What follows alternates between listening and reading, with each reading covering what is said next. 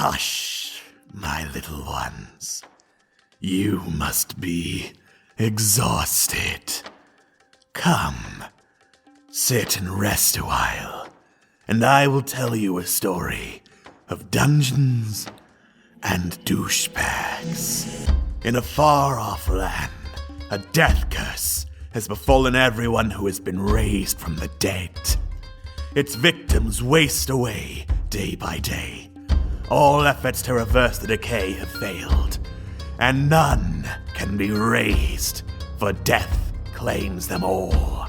The souls of the dead are being stolen one by one and trapped inside a necromantic artifacts.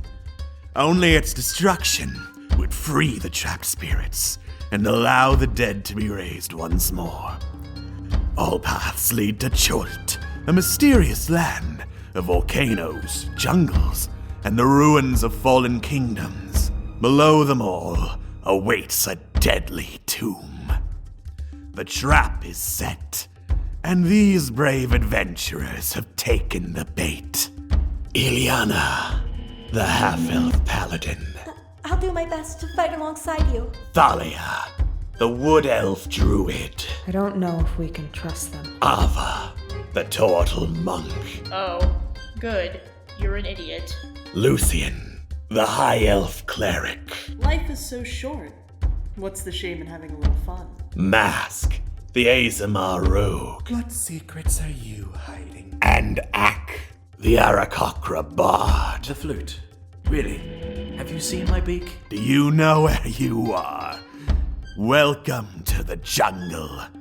You're going to die, for none have survived the Tomb of Annihilation. Last time on Dungeons and Douchebags, Tomb of Annihilation. Our heroes continued on the road to Kirsabal, becoming lost in the jungle a few times along the way, and eventually being set upon by a pack of dinosaurs. Fending them off, although Ak nearly died in the process. Eventually, our heroes came to the mountain, atop which the monastery of Kirsabal sat, and faced their greatest adversary yet. Stairs. It was a long and arduous journey for anyone but Ak, who just flew up there because he was a bird and spent the next 3 hours playing cards. After finally scaling the mountain, our heroes were welcomed with open arms by the Arakocra of Kirsabal, as thanks for rescuing their brother Nafir from the terrafolk of Firefinger. When they asked the community leader, an older Arakocra that the rest called Teacher, about the Dance of the Seven Winds, she blew off the question and invited them to dinner, where she promised they would talk more. What does Teacher have in mind for them? Are they truly welcome at Kirsabal? And will Xander try to kill another character while the player isn't there? Because, oh my god.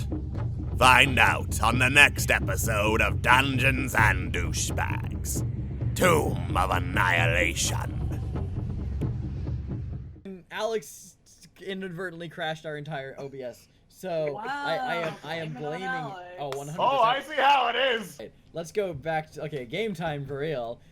Boom. Game time Hello. on game time. On game Alex, time. stop! Hello everyone and welcome to Dungeons and Douchebags, Tomb of Annihilation.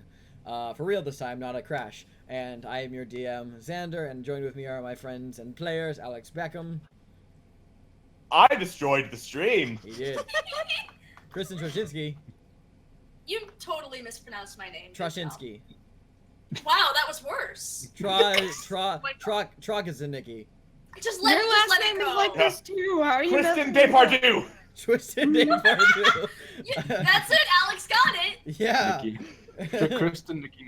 That's what Uprising attorney. I have grips in my mouth. I can't Yep. talk yet. Phil Dubs. Nut. Okay, and at was. I'm fucking dying right now. Welcome to the stream, everyone. Anyway, thank you for the bits. Thank you for the bits. I don't need your pity bits. Hashtag Team Annihilation. You will take your pity bits. Did you almost say titty bits? We will take your titty bits. I almost said tickle bitties No. for some reason. Tickle Don't know bitties. why. Tickle bitties. Anyway, we're gonna play Dungeons and Dragons. I presume we might not, but we're gonna at Probably least not. try. We're gonna at least try to play Dungeons and Dragons. So anyway, let's dive right back into where this was supposed to be going, which was music. Oh, it was music. Yes. Really, hello. yes. That's lovely. So, yes. So, you are all at Kirsabal, the Aarakocra monk. Thank you for the bits. The Aarakocra Monastery here in Chult. You arrived here and have met with the aged leader of the monastery, a red-plumed Aarakocra female by the name of Ashara, also known to the fellows of this commune as Teacher. And as you may remember, you met with her and spoke and inquired about the Dance of the Seven Winds, a ritual that, according to Nephir, would grant you the ability to fly. She rebuffed the attempt and instead insisted that you all meet her at dinner tonight, where she will happily answer your questions further, and would have more things to discuss. But for now, to get acquainted with the community and with the other bird folk that are present around here. Welcome to Kirsabal. He's still good. Well, music's alright. I mean, It's a little loud, maybe. Sorry. It is It's a on the little loud loud. side, Yeah, yes. sorry, I was just typing I it can't out. think of much else but this really great turning music. it down. Okay, yes, this is some great ambient music Mm-hmm. that the DM is Nice. lowering the volume of. Yes. There you go. That should be better. Thank That's you. better. Ah, As long as you can hear it Perfect. still. oh yeah. I can hear it. Thank you so much. Oh fuck! Thanks for Thanks. that. Thanks for the Thanks for the donation. Thank you. I definitely heard that. Ah. That's designed to be loud. Yes. Does So- that say $2.50 or $250? $250. What? Really? Oh my fucking god! What? Thank you. Holy Thank you shit! so much for your donation. Jesus! Who? What the fuck? Well, I guess we have to employ a fresh NPC. Yeah, I guess we need fresh. Oh my god. Who did that? Yeah, who did that? I Who didn't was it get, that donated? that was Herr Derek. It said, here's the caption. It says, "Ia, Xander, the Lord of all the tombs of annihilation, and totally not the Black Out of the Woods of the Thousand Young, because that would be really strange. Ia, hashtag Team Annihilation."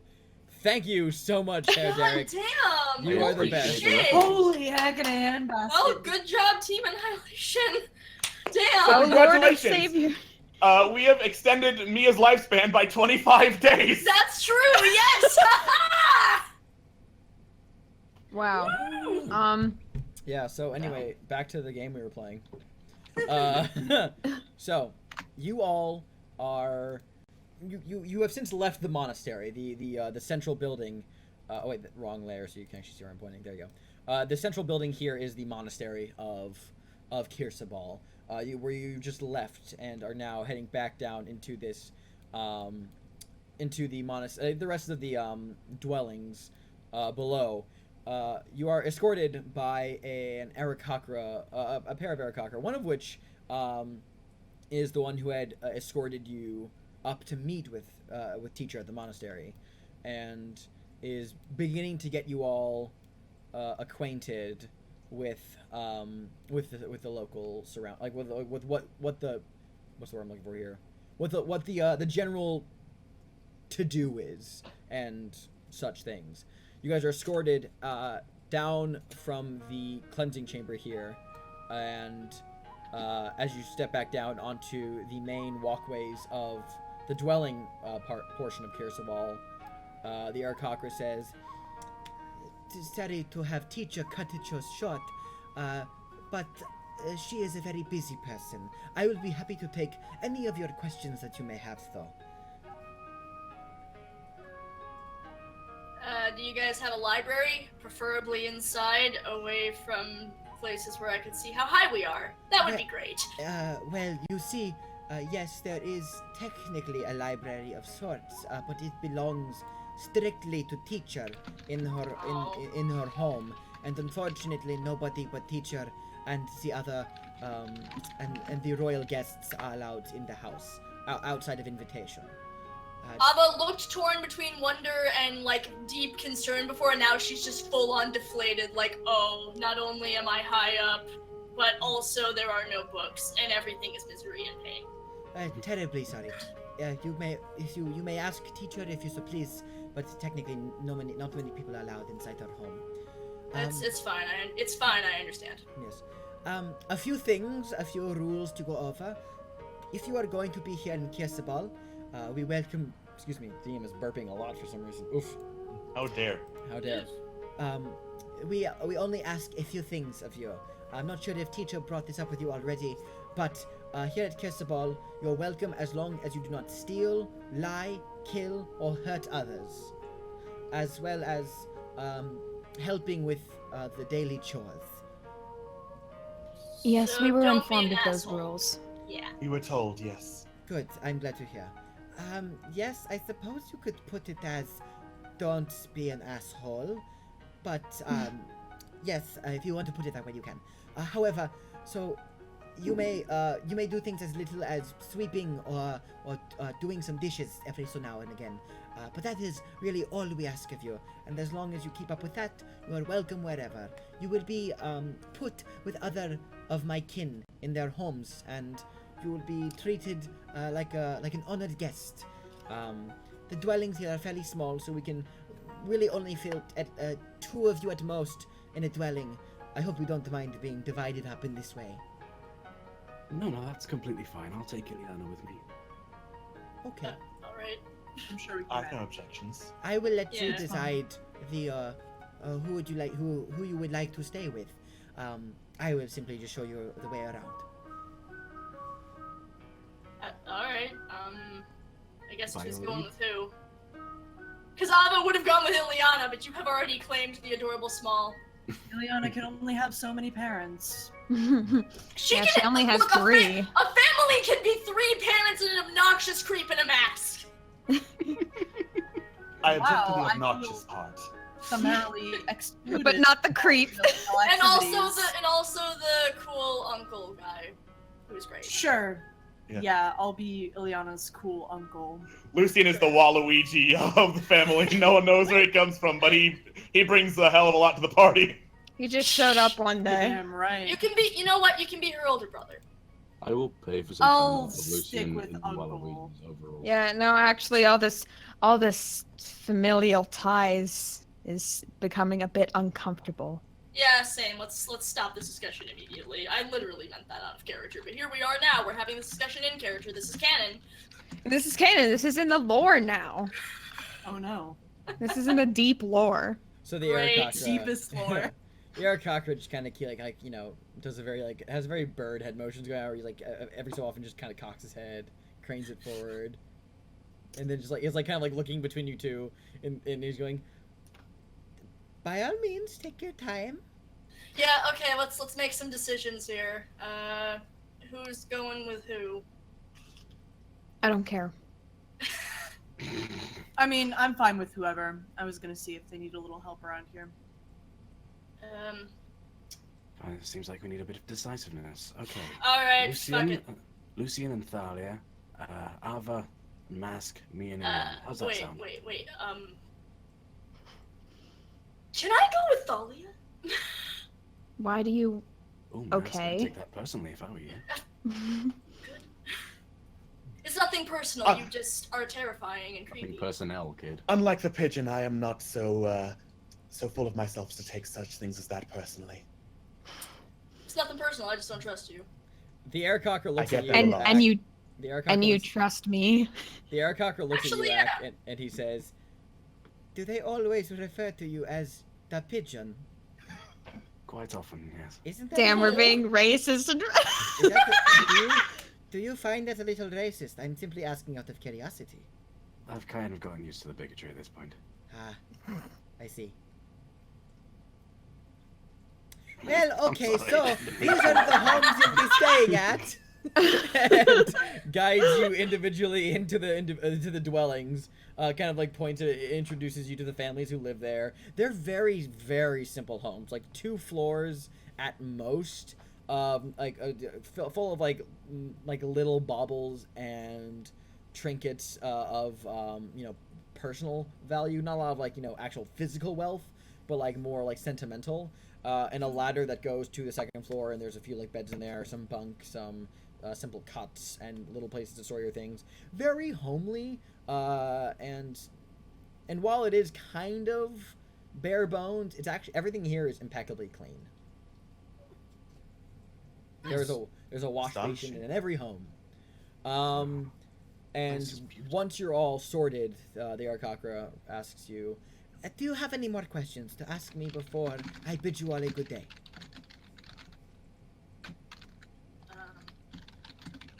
Is there any way that I can provide some assistance? Yeah, may as well. Well, you are always welcome to pick up a broom and start sweeping. Little things like that, yes, if you would like to. I'm already finding a broom. Yeah. I like the incentive that your friend has. It's very good. We'll get along just fine here in Kirsabal. Well, if you have nothing else to ask of me, I am going to go about my duties. Yeah, thanks for your help. Oh, yes. Much appreciated. It is my pleasure. Be pleased, all of you. And he nods and continues off around to another part of the monastery. I don't know about you guys, but I really like him. He seemed nice. Yeah, he's a good guy. Well-meaning. Mm-hmm. I'm sweeping. Oh, you sweep indeed. But does she have to roll to see if she does good at No, sweeping? you don't have to roll to sweep. That would be evil. However, she does audibly say, "I'm sweeping." Yeah, She's sweeping. natural 20. You sweep so well that everything is now cleaner. The Arakocra about you is their new teacher. With one mighty sweep of her divine broom, Thalia single-handedly cleans the entire world. The whole world. And it's weird because whenever I sweeped, it was so crazy. The death curse just went away. Yeah, you sweeped Well, all that that's the shit kind of under the thing. rug. Under the rug, right under the rug. And then I hot glued the rug down. So it wouldn't be... So it only occasionally Can't see seeps through the threads, you mean? Yeah. Thalia now works at a hospital where she just sweeps away the illnesses. You like the janitor with the patients? No, you don't understand. Sorry, derailed. All right. So, is there anything else you guys want to do while you whittle away the hours waiting to be summoned for dinner, or do you just want to time skip? I guess I wanted to ask my host family how far Arakocra from this monastery tend to range out into the jungle. Well, you see, it's a small family that you're residing with. It's like 2 Arakocras and a small child. Cute. One of the Arakocras says, well, how do you mean? Do you mean how far do we travel from here? Is that what you're saying?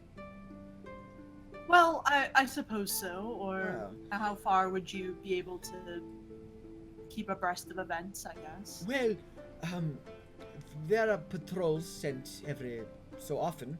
I have not been on one in quite some time, but frequently we travel, well, all across, very far to the south, very far to the north, just kind of get around.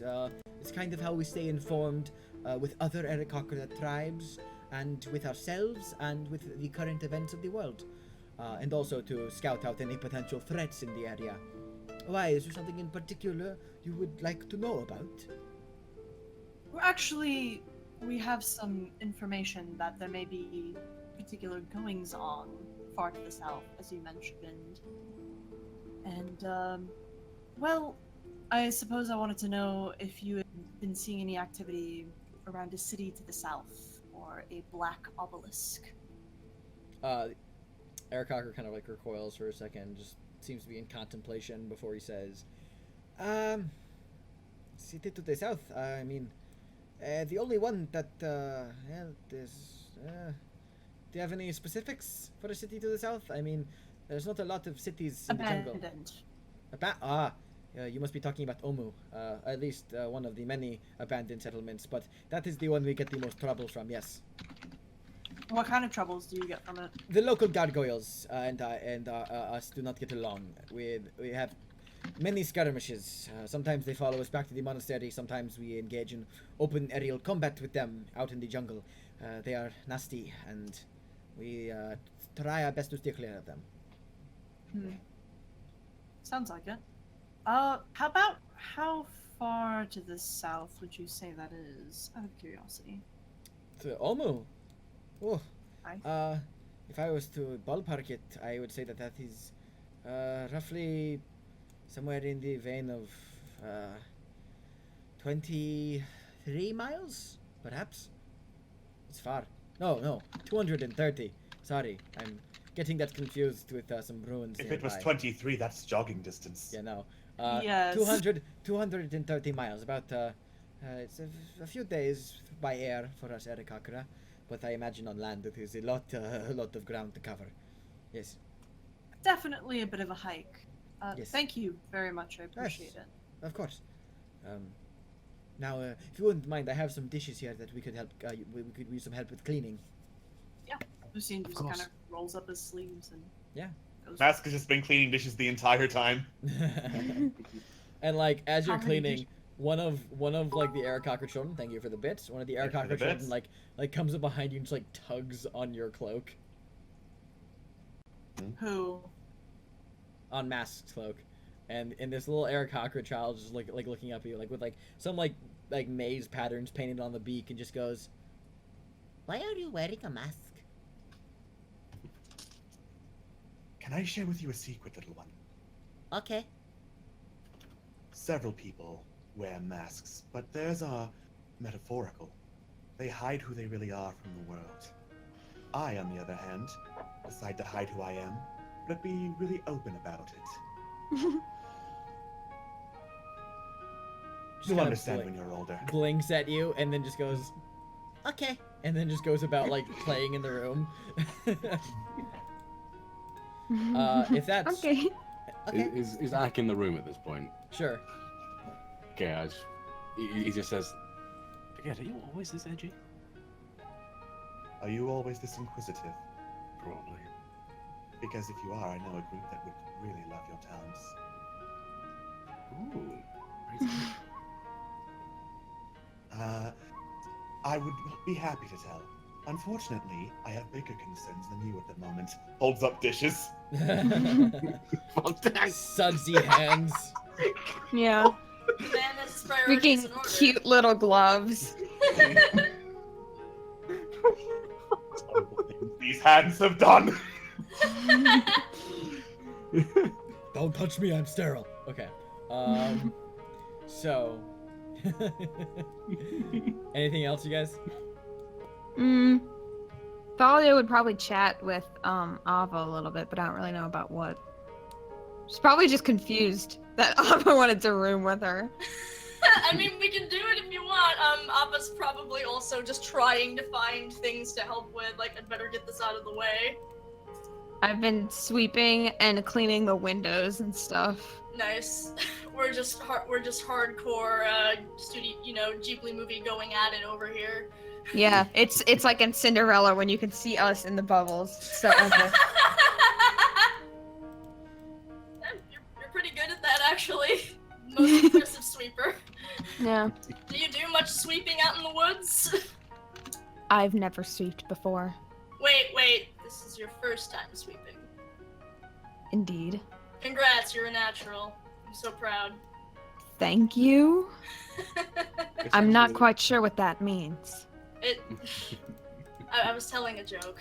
Sorry, I don't know. Haha.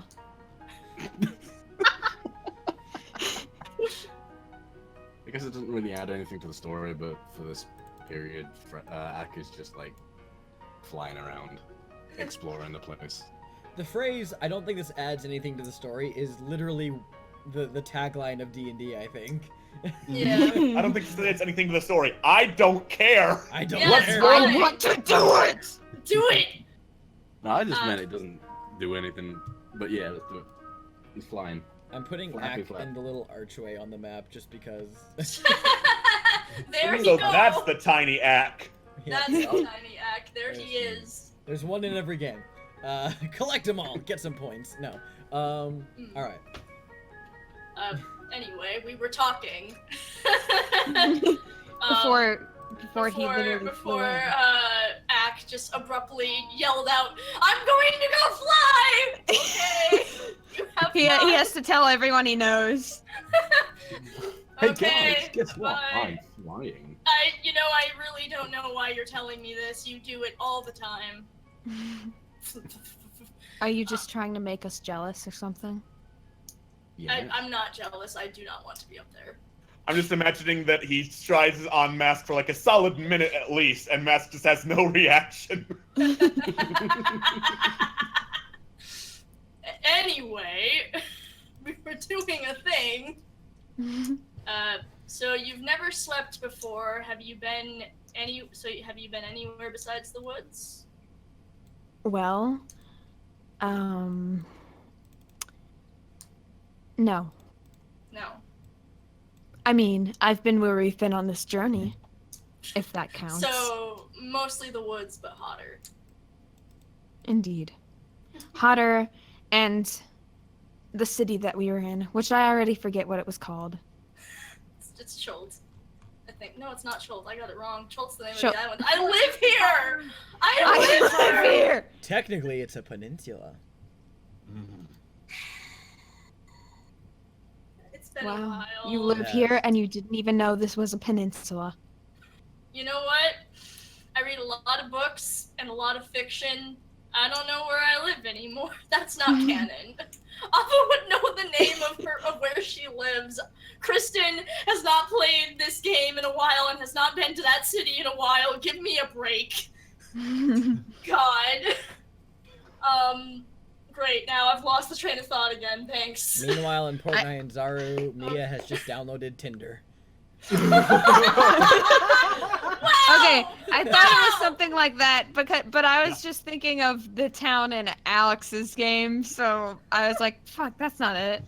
So, they have similar names. Yeah. You're not even a player in Fallen I drew Empire. the art for it! It seared into my mind! You can never escape, even in someone else's stream. Oh fuck, I gotta finish this art! Okay, well, we Anyway. keep getting off track. I'd love to do this scene, but if we're gonna keep going off track, I can stop. What track? Yeah, what track? I was trying so hard for our characters to have a scene, and you chuckle fucks! Just I'll be quiet. fine. Ava and Thalia clean in silence, and it's great, because they're both great at being quiet. It's great. They have a feeling of understanding, and it's wonderful. And our we go from no rank supports to C rank, and it's amazing. Yep. Okay. All right. Anyway. Okay then. Little hostilities aside. The Little day- hostilities. The remaining hours while away until dinner, which it's not a lot of time. You guys got here later in the early evening, so it's only a few hours until you guys watch from the cliffside. It's actually remarkably beautiful. Like you guys have like seen the sunset from the jungle canopy, but like you haven't seen it set from this high up while you've been out here. And this place is actually higher than Firefinger. So you get a beautiful view of the sun descending over the horizon, pretty much igniting the entire sky in a beautiful array of oranges and yellows, pinks and purples as the twilight just wanes down into darkness. When you are each summoned to return up to the monastery as the honored guests of teacher for dinner. All right. Yep. All right. Yep. You guys make your way back up into the monastery and into that entry chamber, which actually doubled as the dining hall. If you'll recall, right over here, that little space right there was it. I'm gonna throw down Ileana as a token again because why not? Just to illuminate things. There she is. Yep. There's my girl. There's the girl. There's our special girl. Who's not There's here. our special girl. So in here is just a long wooden dining table with a number of benches, and there's already about 4 Aarakocra monks seated here. They have maze patterns painted on their beaks, their hands, and their feet, as well as an adornment of gold, dust, and chalk powder that is sprinkled over their feathers, and they're still in the midst of their prayer garb, which also consists of like large beaded necklaces and kind of leaf, like wristbands crafted from like leaves and bits of vegetation. And they're sitting quietly as one is setting the table, putting out plates. They also bring a pitcher of what looks like water and another pitcher that seems to be a kind of like a dark red wine. Hell yeah. Sweet. Yeah. Question: mazes in puzzle or mazes in corn? Mazes in puzzle. Okay. Yeah. They just have fucking corn stalks painted all over their beaks. Well, I could see like a grid type corn pattern. Yeah, you know, totally. I totally Okay. get it. Not to be racist or anything, but would Ak know, how to, like, behavioral etiquette for these guys, or? I'd say make a. You're an archaeologist. You're not an anthropologist. So I'd say just make a history check. History. It's not showing up for me. I can't see the number. No. Oh, okay, 19. 19. You've studied various Aarakocra tribes extensively, just mostly as like kind of like a side passion project, just to kind of study your own heritage. And while you're vaguely aware of some of the different tribes of Aarakocra and Chult, the Aarakocra of Kirsabal are some of the more well documented, if only because they're so welcoming of adventurers and they have like this kind of like distinct settlement that they've claimed. It's very they live a philosophical life that it's like their religion doesn't really take to any specific deity or way of life. It's just kind of evolved into its own set of daily traditions and tasks. And they're very kind of contemplative people, generally more relaxed. So, I mean, knowing this, there's not like, they don't really have like a specific way to act. They're just a very contemplative and studious folk. So yeah, if that informs your question. Yeah, mostly, yeah. Good. Just chill. Yeah, pretty chill. Okay, so just before we pop in there, Ak takes him aside for a little bit. Okay, don't try to be formal, just be relaxed, okay? I can't say I've ever been formal in my life, but you got it. Because telling people to be relaxed makes it that much easier to Yes. relax, right? Yeah. Okay. So what you're saying is be myself. Have you ever relaxed in your life, Mask? Yeah. I feel as if that is a loaded question. Only perceive it as such, but it was not intended to be so. More of a The joke. answer is he hasn't. Well, I'm glad you know more about my life than I do. I mean, am He I was wrong? probably relaxed whenever he was an infant. Because they don't really have. No, I don't thoughts. think he ever was an infant. Have you ever seen an infant? Infants don't I think- really think. I was just making a joke. I think he sprung from the womb fully formed with his beautiful, perfect emo hair and mask. He You're was right. never a child. That's actually probably what happened. Well, who's hungry? Yes, food sounds excellent right now, Ash. Thank you. appreciated. Let us go forth and be natural in our actions. No, I think we should talk about this more and make this all the more weird, because I think the family discussion wasn't bad enough. We can't Make entire interact session Hold on. this! I mean, You it are is- the one who wanted to stop the family discussion, so you have no. It's Team worth Chucklefox isn't meant to interact with other people. it's worth noting that you have been in the dining room for some time, so the other 3 Eric Cockroach like looking at you like, Oh wait, I thought we went in yet. Fuck. no, you were. You've been in for like 5 minutes, and they just look at each Abba other. has gotten past being self-conscious, is now just like, yep, we're awkward as fuck. Fine, fuck it. Where's the alcohol? I don't And believe care. it or not, this is in fact natural for us. One of the Eric Cockroaches points Maybe at natural for them. just points to the bench and says, "Would you like to sit?" Yeah. Absolutely, thank you. Sitting. Okay. Moments you get seated at the some benches kind of close together around your group, and the other monks finish putting around some silverware and some individual clay mugs for everybody. Some more monks file in here, and then shortly thereafter, coming from the door that leads into the monastery proper, you see Ashara, and I'm gonna throw up her hand out again, both for the people who weren't here, and just to remind everybody what she looks like. She's so pretty. So freaking epic. She walks into the room and is actually followed by another elderly female Aarakocra, this one of a kind of a graying and yellow, like a fading black, almost gray and yellow plumage that comes in behind her silently and then stands next to the door at attention. And Ashara, seeing all of you see at the table, joins you and then just gives a very low bow of her head. Ak at this point just starts blushing and goes real quiet. It is good to see you all here. Thank you for coming. Yeah, thanks for having us. Of course. It is my pleasure to host guests here in our monastery. And I know that there is much to talk about, but first I think that we are all very hungry, and we could use some food. And she looks at the elderly Aarakocra at attention, and she says, Ying Matona, could you please fetch our most honored guests from their home? And the one she referred to as Ying Matona bows her head and then leaves. And Ashara turns back to all. You are not the only people who are residing within Kirsabal. I am very excited for you to meet our other residents for the time being.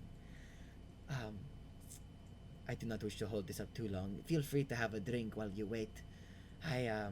The food's not quite ready from my understanding. But sate your thirsts. Parch your dry throats. Warm your bellies with ale. With wine, rather. Sorry, I forgot. Sorry, I forgot what type of alcohol we had. I forgot. I was thinking back to my days at the sorority. Muppet parrot persons. Dropping it like it was hot. Yes. Alright, well. Oh, I was a proud member of my sorority house. Cock-a-doodle-doo. Oh my god. You're giving me a migraine, Alex. Anyway. It was right there.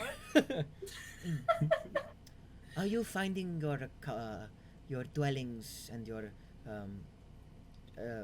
Wow, brain fart. Are you finding your dwellings comfortable? Your accommodations, everything you need? Oh, Absolutely. Yes, Yeah. everything More than here is adequate. absolutely beautiful. Very Our good. hosts are very gracious. Ah, you are so kind. Well, we are always welcoming to those who mean well and come here seeking respite. So, how is the jungle? How goes your journey? Full of trees. And Ah, crocodiles. Giant ones. many dangers out there in the jungle. Yes. Crocodiles. Large crocodiles. Very large crocodiles. Our very first canoe got dismantled by a crocodile. A giant crocodile, mind you, so we're a little sore. You might be sensing a theme. I am sensing a lot of Yes. crocodiles. Yes. Definitely. It was mostly just the one. We really hate Ah. the one, though. I see. We are going to find that one. Once we've leveled up enough. Yes. Why is Hack, there stop why is there metagaming. smoke weed every day playing?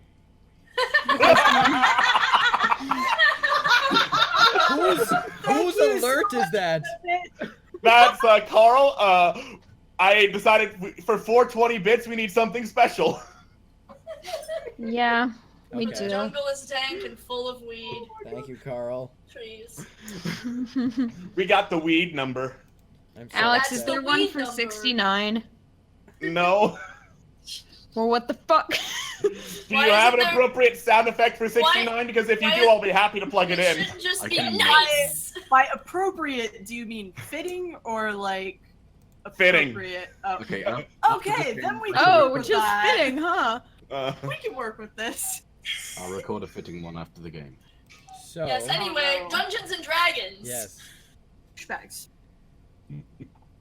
So, And there's a moment of just kind of awkward silence as she's just staring idly down at the table, both in a reflective and like waiting state, when the door opens up and the elderly female Ying Matona enters, accompanied by two other figures.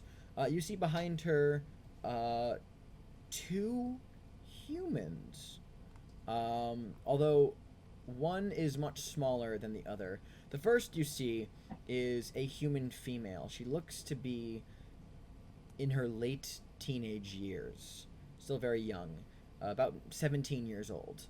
And she is wearing a very large kind of feathered cloak on her, over some just kind of well-made garbs. Also wears kind of like a golden pendant as well as some golden jewelry that adorns around her forehead. Long black hair that tumbles down to her shoulders. Behind her is what looks to be a 6-year-old boy. He is wearing a much larger feathered cloak and is actually currently wearing a wooden beak mask over his mouth, giving him the impression of a very small Aarakocra. He also has a golden medallion over around his neck, as well as 2 dots of golden paint between his eyes, and his hair is tied back into a bun behind him. And he kind of timidly looks around. Were you saying something, Ak? Yeah, would I have to roll another history or something to determine if there's any kind of significance to what he's wearing, or if it's just some kind of... Yeah, I'm also And actually thrown together. curious. Roll history checks.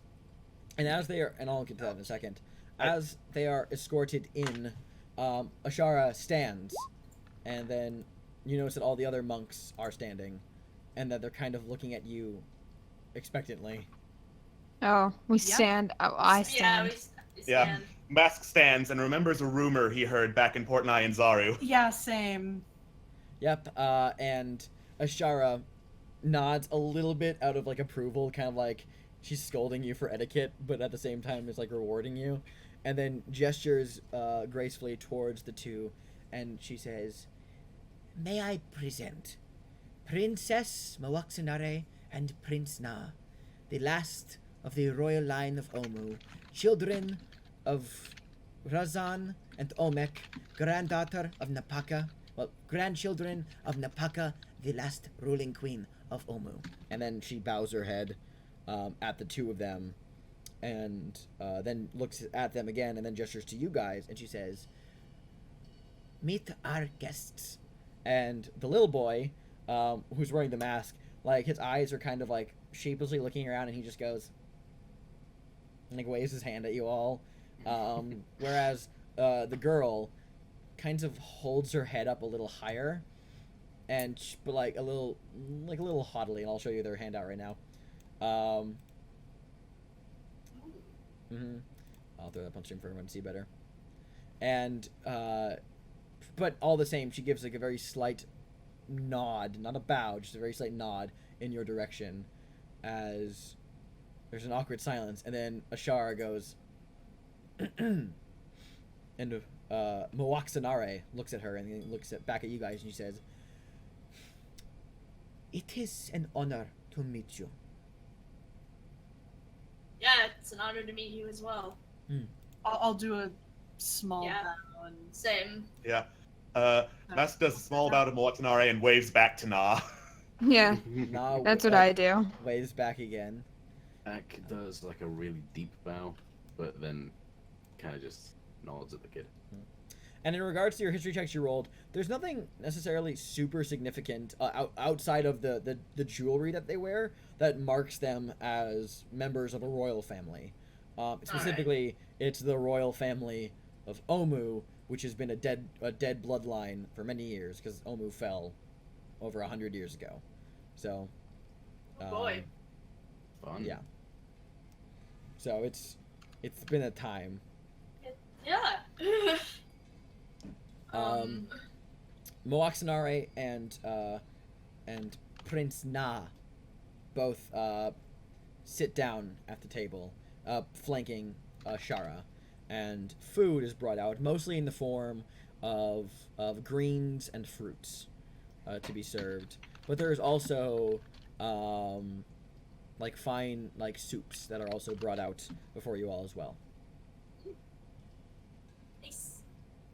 Delicious. And you all begin to eat in a Yep. little bit of Fucking in. quiet. It's a little awkwardly quiet for a moment before Ashara says, Well, I believe we had some things to discuss. We did indeed. Yes. You wanted to know about the Dance of the Seven Winds. Did you not? That is correct. Indeed.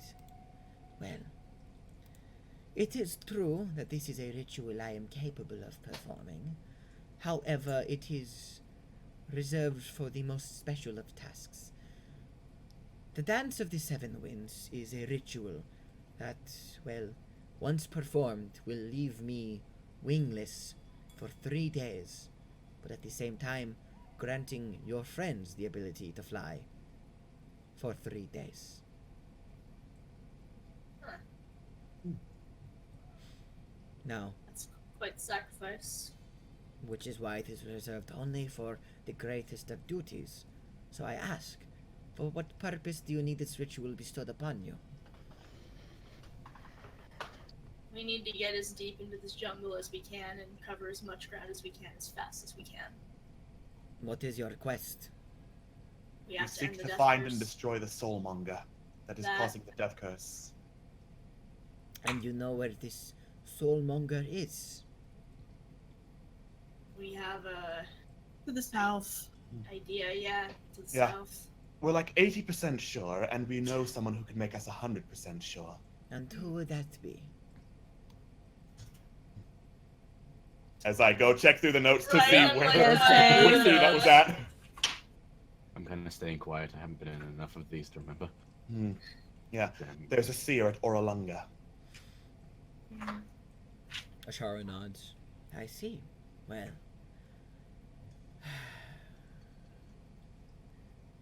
it is a noble quest you have ventured upon. But I have my reservations, you see. If only because you are not completely certain where your quest leads. However, should you like this ritual to expedite your path to see this oracle, that can perhaps be arranged.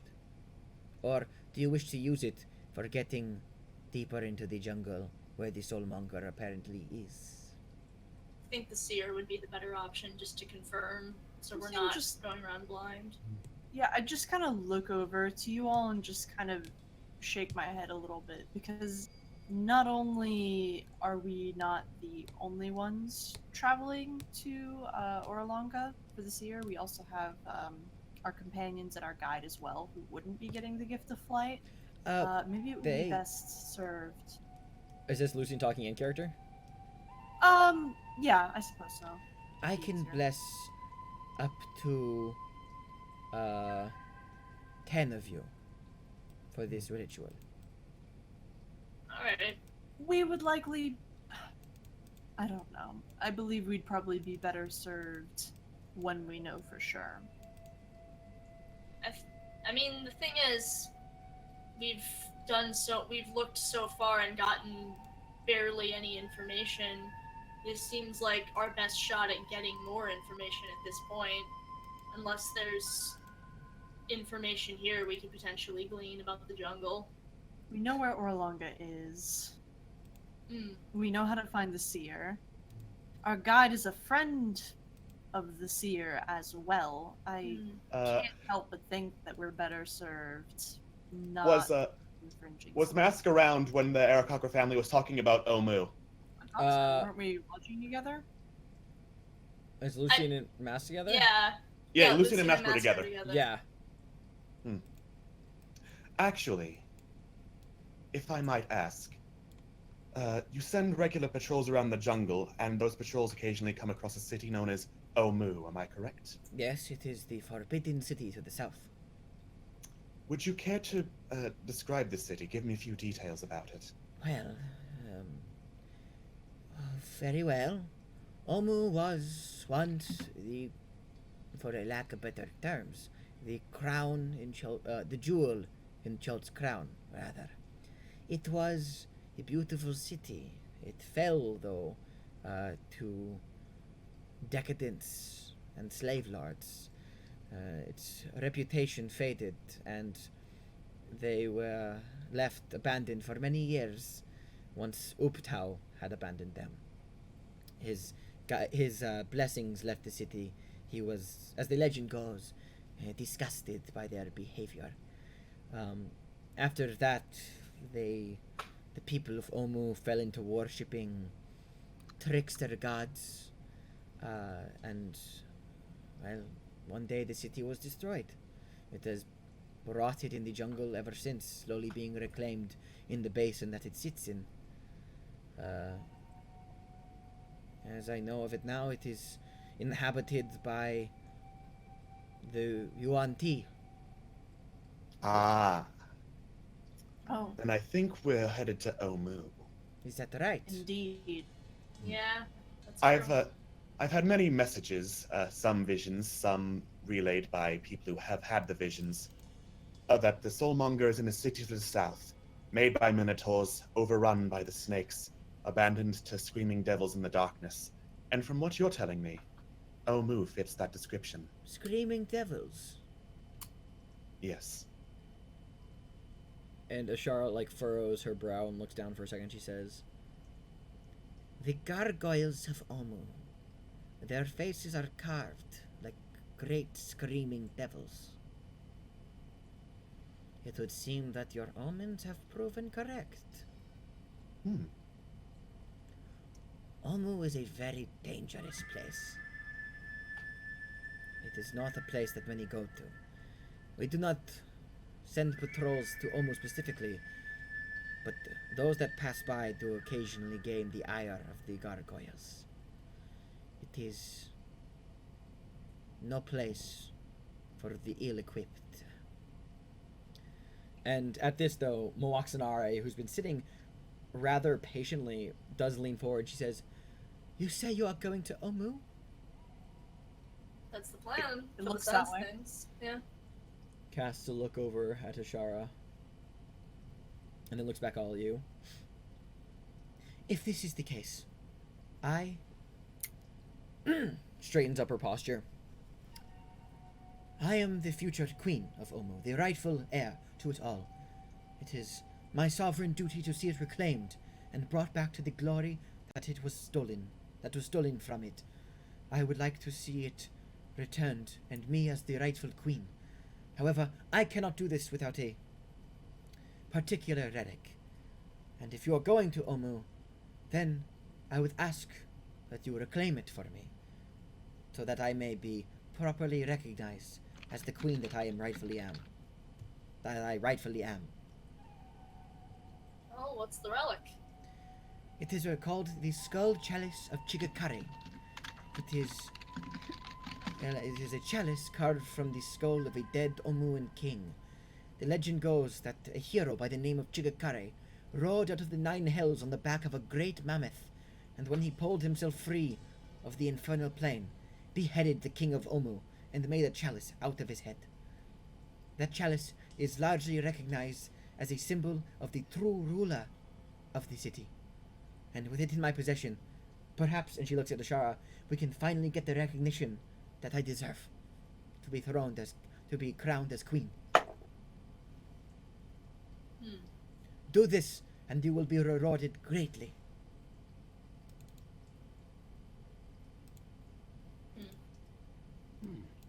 You wouldn't happen to have any idea where it could be in Omu? I do not. Should we be there? That is why I'm telling you to look for it. Have you been there yourself? Of course not. It is far too dangerous for me. Ashara, teacher, keeps us safe here. Watches after me, my brother and I, ever since the death of our parents. And we do not wish to leave until it is safe. Besides, perhaps in your search for the Skull Chalice, you will clear out some of the dangers of Omu. Now then, I would like to see it returned to me, or at least, well, it was never mine in the first place, given to me, so that the princes and the false rulers of Port Nyanzaru can recognize me as the queen, as well as all the leaders from the world over, the holdings of Waterdeep and the Protectorate of Neverwinter. They will see me, and they will send their fleets and their armies to return Chult to its beauty and its rightful heirs. Have you been to Port Nyanzaru lately? Of course not. I don't know if it's gonna go the way you think it's gonna go. She scoffs. Of course it will. And Ashara looks over at Milwaukee in the back of the table, and Ashara says, Omu was one of the wealthiest places in all of Chult. If it could be brought back into glory, the merchant princes would jump at the opportunity to have their place in its court. And Milwaukee nods very fervently, and she says, That is right. That is right. They would be fools not to.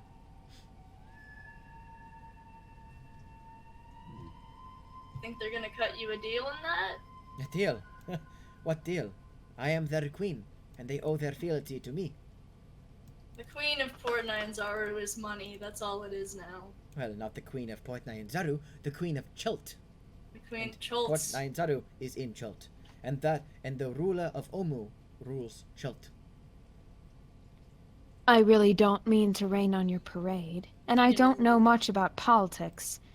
But what do you believe the chances that everyone in Port Nyanzaru believes you? Because I am the descendant of Napaka, queen of Omu, and with the skull chalice of Chigakari, I will have all that I need to ascend to the throne. How does that... Theoretically, couldn't anyone just take the chalice and say that they're the bloodline? Theoretically, and she looks at you kind of with a glare and a little bit of scorn, but they are They would not. be able to tell I'm not. Look at me. They are not of royal blood, and will not get all the support that they need. I, one day, will rule Chult as its queen. Princess, if I may be so bold, but may I suggest that you start getting support sooner rather than later? You do not want to be looking for it if you are Politics is a risky game. That's why I fled to the woods. Oh, really? Is that so? Not really. Oh, disappointing. Well, But it was a big factor. Coming from someone who does have a bit of experience in politics, you definitely want people on your side before you lay claims and not after. That being said, I'll keep an eye out for the chalice for sure. Thank you. Good. See? And she looks at Ashara. They can be respectful when they wish. I can tolerate that. I kind of think to myself, when was I respectful? Abba looks visibly annoyed. Yeah, mask stare was blank the whole time, even under the mask. Axe spits out a bit of water, getting one of those kind of... She looks, actually, Moaxinari's gaze turns to you, Mask, and she looks at you and she says, Why do you wear a mask? I was actually just talking about this morning. Oh my god. If you're going to be like that about it, he turns to Ack.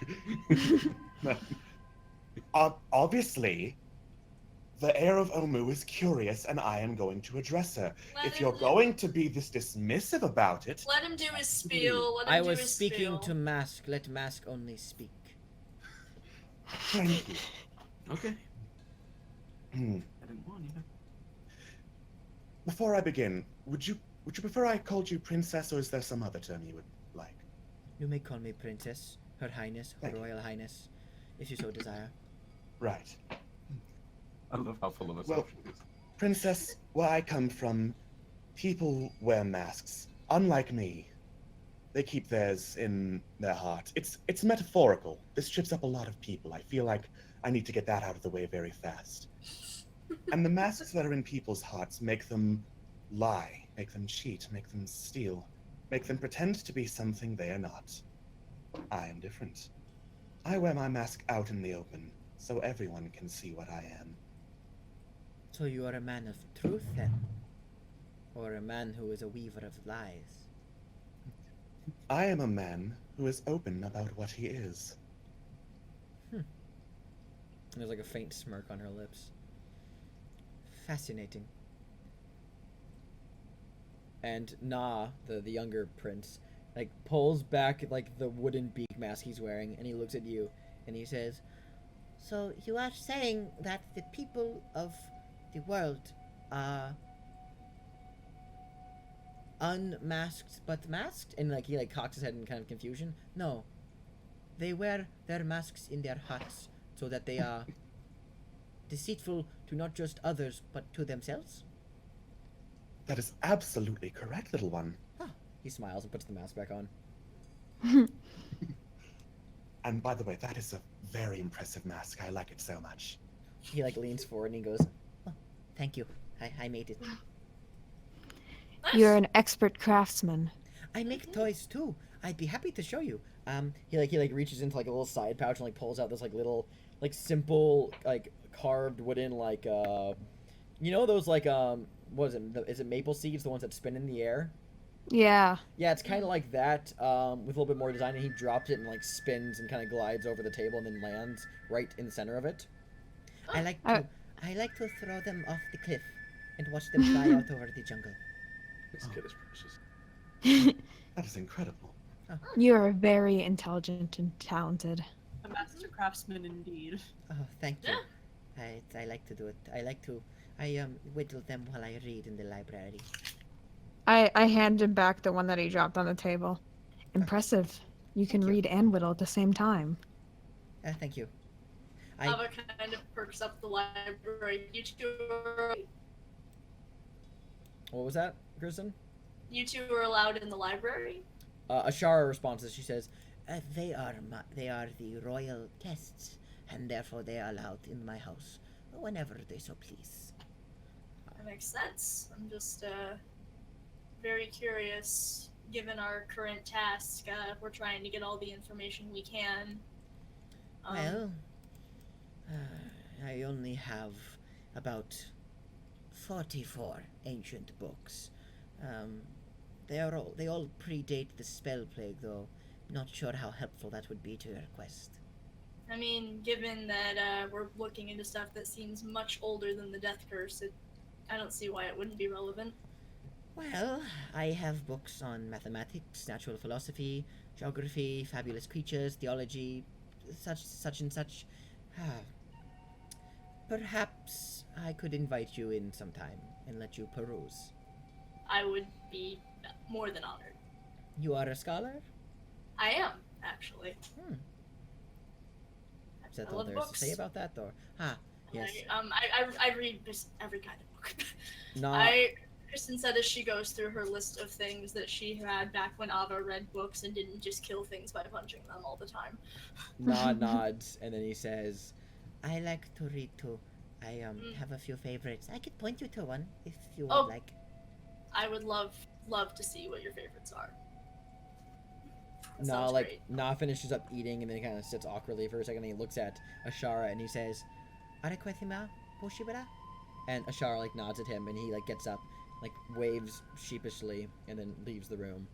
And Ashara turns to you all and she says, Nah, asked if he could leave the table. He's more comfortable speaking the Arakokra tongue than he is common tongue, so you'll have to excuse him for that. How long has he lived here? They've lived. Well, the prince and the princess have lived here for several years. Nas takes more to the Arakokra here. If you ask him, he'll tell you that he wishes to learn to fly and become an Arakokra. But I let him go about in his robes and his mask. He seems happy, and I teach him whatever he needs to know. Mawaksanare, on the other hand, is a little bit more headstrong, and spends her days fantasizing about. And then Mawaksanare interrupts. You do not have to speak to me like I'm not here, teacher. Yes, child, I know. Well, nonetheless. Have you any other questions? I am afraid that I don't have many other things to ask you. You've answered most of mine. Princess. Yes. If we're gonna go looking for your chalice and help you with your political aspirations, is there anything we should know? You weren't in this city originally. I understand it's awkward to bring it up. Even I understand it's awkward to bring it up, but what drove you here, and should we be wary of it? Drove us to Kirsabal or away from Omu? Kirsabal, away from Omu. Both of those things. You see, when our parents died, it was the Arakokra who found us and brought us here and have protected us and raised us ever since. Well, what happened to your parents? Well, she like sighs, and a bit of her like haughty kind of "I'm so much better than you" demeanor kind of like melts away for a second. Our father died in a fall, and my mother was killed by terrafolk. I'm sorry to hear that. But at least that sounds like standard jungle adventures, unfortunately. In regards to what was left behind in Omu, we do not know. My parents had not quite had us when around that time. I've never actually been in Omu myself, but it was the great disaster. My parents never spoke of it. Whatever killed the people of Omu. Many of the royal bloodline fled. My parents fled into the jungle and have lived for a time, getting by until their demise. And we are here now, learning from the Arakokra and waiting for the day that I may ascend to the throne and see this and bring about the renewed Chelton Kingdom. Well, for what it's worth, your heart's in the right place. Politics are a risky thing, but it seems like a decent thing to try anyway. It is the noblest of causes. Well, I gotta say, I would really love to find out this information on what exactly happened to drive you guys from your home. That seems like it might be pretty relevant. Ashara sighs. Not many know of it. I'm sure the answers lie buried somewhere in Omu, or perhaps with this oracle you seek. But I do not know the answers. Now, doesn't hurt to ask, right? Of course. There is another matter I must bring up with you all. If you seek this ritual, this dance of the seven winds, I hope you'll forgive my hesitations, but regardless of that, this ritual requires a specific component to complete that we do not have here in Kirsabal. There is a special black orchid that is crucial to the ritual. And where would we find this? The only place that you can find the black orchid with these properties is within the ruins of the Garden Palace of Nangalore. And where's that? south of here, about 50 miles down the river. If we showed you a map, would you be able to pinpoint it? I'd be more than happy to. We show her the map. Yep. All right. Let me switch over to the map, and I can show you exactly where it is. Woo! Woo. Ooh woo. Ashara takes the map and begins to mark where Nangalore is. And as she's doing so, she says, I must warn you, Nangalore is, it is a dangerous place. I do not allow my people to go there because of the evil cranes that live there. They're called Ebli. And they are quite mean. So we avoid it. I have been there before, gathered some black orchids. It is perilous to say the least. If you are going there to retrieve an orchid, proceed with great caution.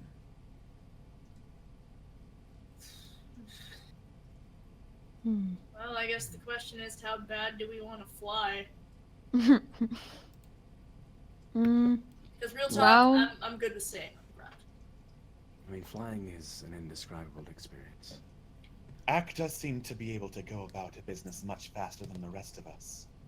However, any flight that we would gain from this ritual would be limited and at great cost to the teacher, of course. So, As well as being only 3 days. correct. 3 days of flight is still a lot of ground to cover. That's true. I mean, Good luck in getting a a s- stock off the ground. Yeah, in a single day, you can travel 6 hexes by flight. let me double check real quick, because what the Dance of the Seven Wind gives you is it gives you a flying speed of 30 feet, which means you can travel, I believe, 4 miles in an hour. And a typical traveling day is usually 8 hours. However, you can travel longer and just risk taking some points of exhaustion. So yeah, that'd be So that's 32 miles total for an 8-hour flight day. And how long's each hex again? 10 miles? 10 miles. Wow. Okay. It's like, on average. So where are 3 we? or 4 hexes. What settlement here are we trying to get to? Omu. Oh, no, where's it? Omu. We don't have Omu on the map. I know of Could the its princess help location. us out with this? Oh, okay, there we go. Never mind. That would be helpful. That would If you help, yes. mind. She like hesitates for a second and she says, Omu is a cursed location. I have my hesitancies of showing it to others, but your quest sounds noble. I will mark it for you. Alright. Oh my god, it's all the way over there. Yep. Oh. There it is. Okay, I'm back. Internet shit itself real quick. That Welcome is a back. hike. That is a hike. It is quite far. Yes. 120. Would it be more useful to get there as fast as possible, or would it be more useful to get over to that oracle and get as much information as we can? Yeah, that's what I'm thinking. Remind me Because Well, judging- I would say it might be in our best interest to go to Oralunga first, because then we'll have all the information we could need about Omu and how to overcome dangers there. yeah, not only that, but we did make a bit of a deal with Artis and Dragonbait, so. Alright, well, I mean, if we flew there, that would certainly get us there faster. Mm-hmm. Hopefully Zaka will fly. Hopefully. If you goad her into it enough, I think she might. I still have my hesitations about using this for our trek to Oralunga as opposed to when we eventually make our way to Omu, but I'll defer to the lot of you.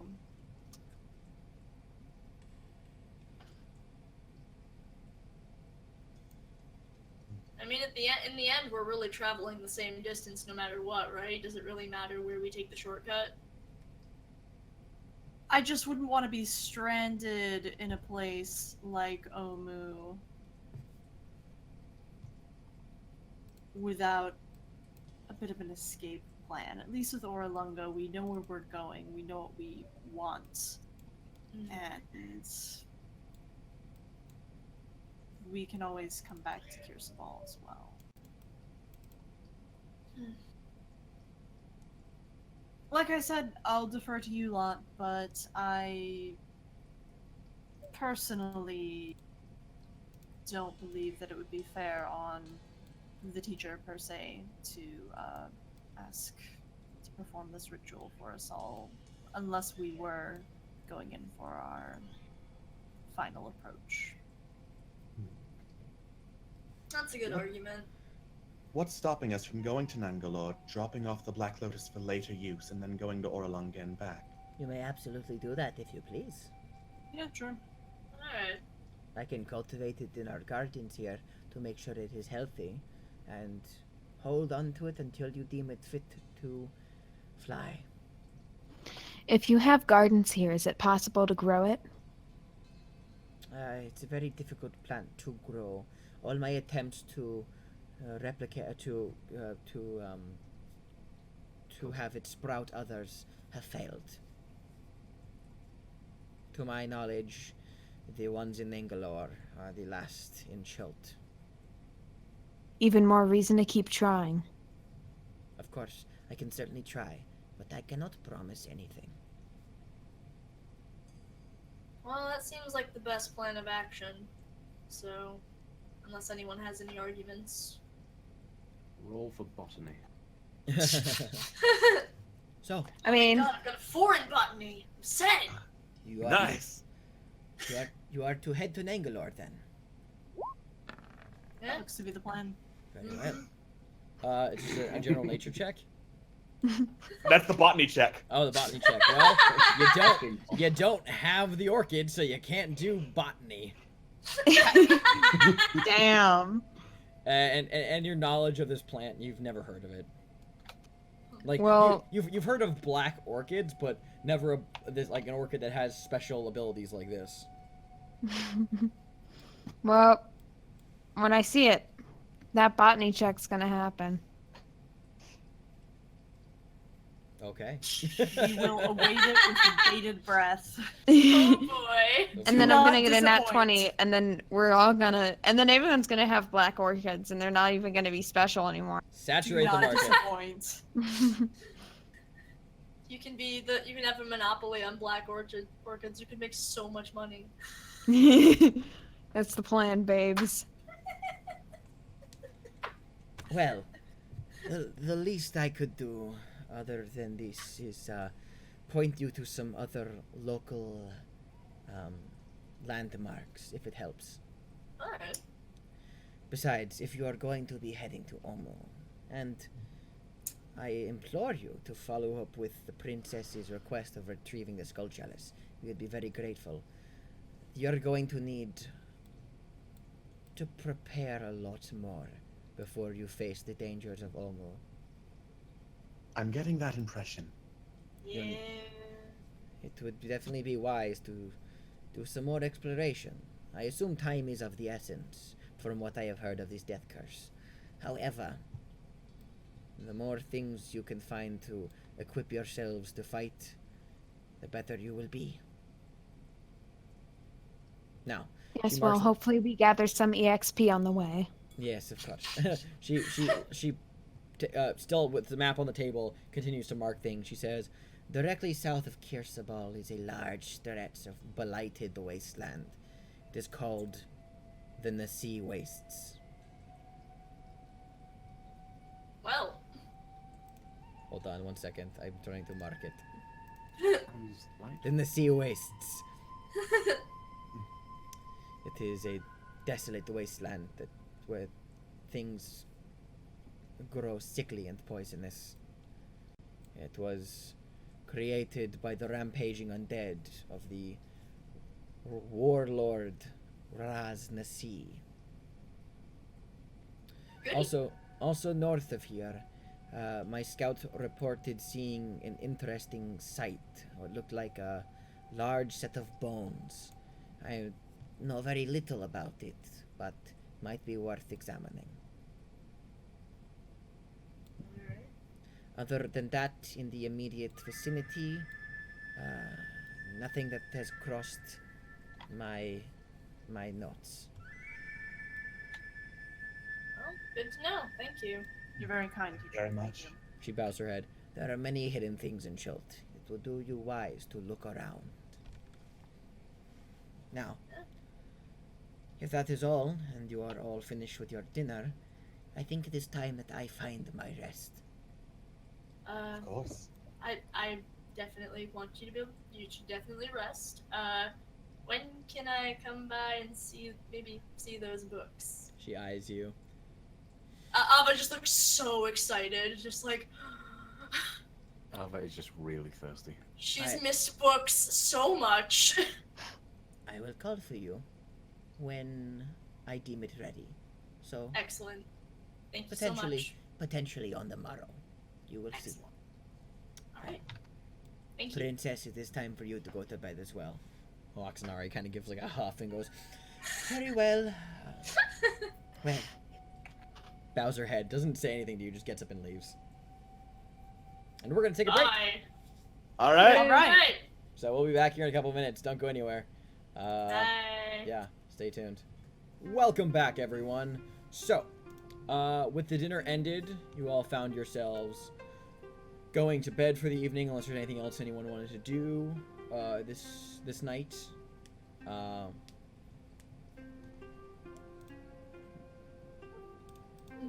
Discord was on mute a second ago, but now you're not. Because for some reason, every time I tab after I switch the scene, it goes from being unmuted to muted again. Thanks, Well. OBS. Or vice versa. If I mute you and then change it over, it goes. Who knows? Anyway. So, is there anything else anyone else is doing tonight, or is everyone just going to bed? Like, unless anyone wants to bother him, Mask is going to bed. Okay. Yeah, so is Yeah. Dahlia.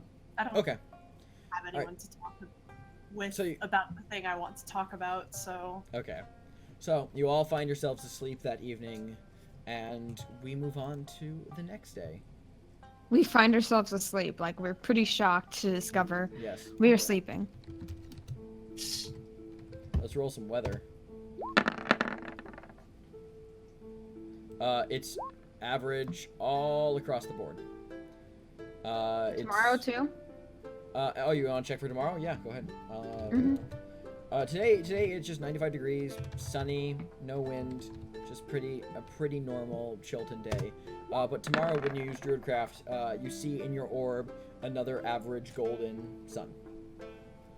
Looks like Okay. you guys are going to be blessed with good weather for the next couple days. Pretty good. Good. The The morning in Nangalore. Yeah, the morning in Nangalore. Not Nangalore, Kirsabal. You guys, do some early morning chores, some cleaning, helping with cooking in some cases, serving out food to the families that you're staying with. And everything has a very relaxed vibe. The families, though, you all see that the people of Kirsabal follow a very strict routine day to day. There's some general silent prayer and meditation. They go through the routine of eating, some brief conversation. They do their chores, and then they go about their day helping others. Some go out on patrols out into the jungles, but this operates off a very strict regime. So everything here kind of works on a schedule. You notice that. And it all kind of works like clockwork. Nice. Very ritualistic. Very nice. Glad they have their shit in order. Mm-hmm. Yeah. It's peaceful in a way. Yeah. Ava admires it very much. It's good. Kind of reminds me of home, honestly. Really? Yeah. Well, come from a large family, everyone knows their place, and a couple hundred years, everyone's so entrenched in their habits that they just go about doing the same thing. There's nothing wrong with that, mind you, but it's kind of nice in a way. Yeah. I get it. Boring though. That's why I'm traveling.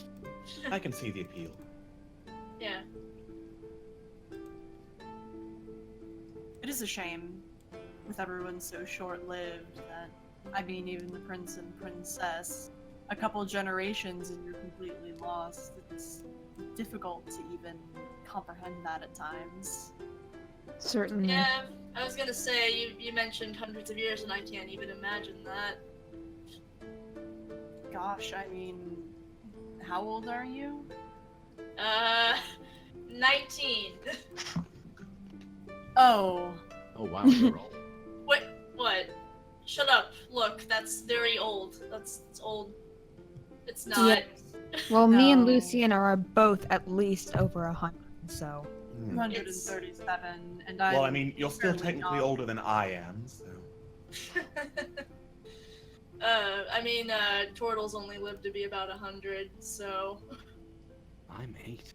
That's so. Ack is 8! A whopping 8 years old. It's so bizarre to consider. Don't say that ever again. I'm What? a big boy. Stop! How tall are you? How tall is Zach again? Exactly 4 foot 8 inches. The opposite of a big boy, I see. Even I'm taller than you. Sorry, short stack. Not quite. That's depressing. Kristen's bigger than me. Jesus. Yeah, that's right. My character is not the small this time. Ooh. I had a lollipop in my mouth. That's why I just grunted rather than say, ooh! You know, that's a mood. That's a mood.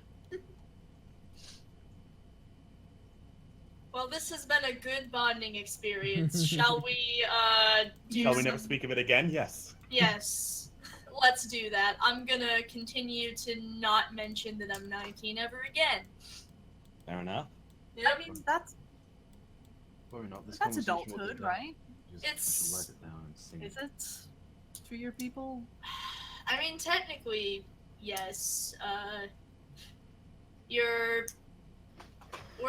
We matured about 18, but it's not. It hasn't been very long. I'm curious, how old is teacher? Like, do we know that, or? You've No. not heard an age for her. Just. I was I just out of mean, curiosity. she- I'm not going to she- break etiquette just to ask her. I mean, she is clearly an elderly Arakakra. So like 12 then. Yeah. No. She's up there in years. So, like, 9. She's really pushing 20, you guys now. Wow. Getting ready Today to I learned shuffle... I'm an Arakakra. Getting ready to shuffle off the mortal coil, yeah.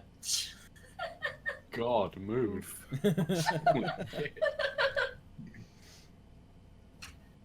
Well, anyone wanna? I mean, I don't particularly want to go exploring because I'm terrified I will fall to my death. But you know what? There's not much else to do until I get to go look at those sweet, sweet, sweet books. Artist pops his head into the doorway. Hi ho. Well, Do not call me that.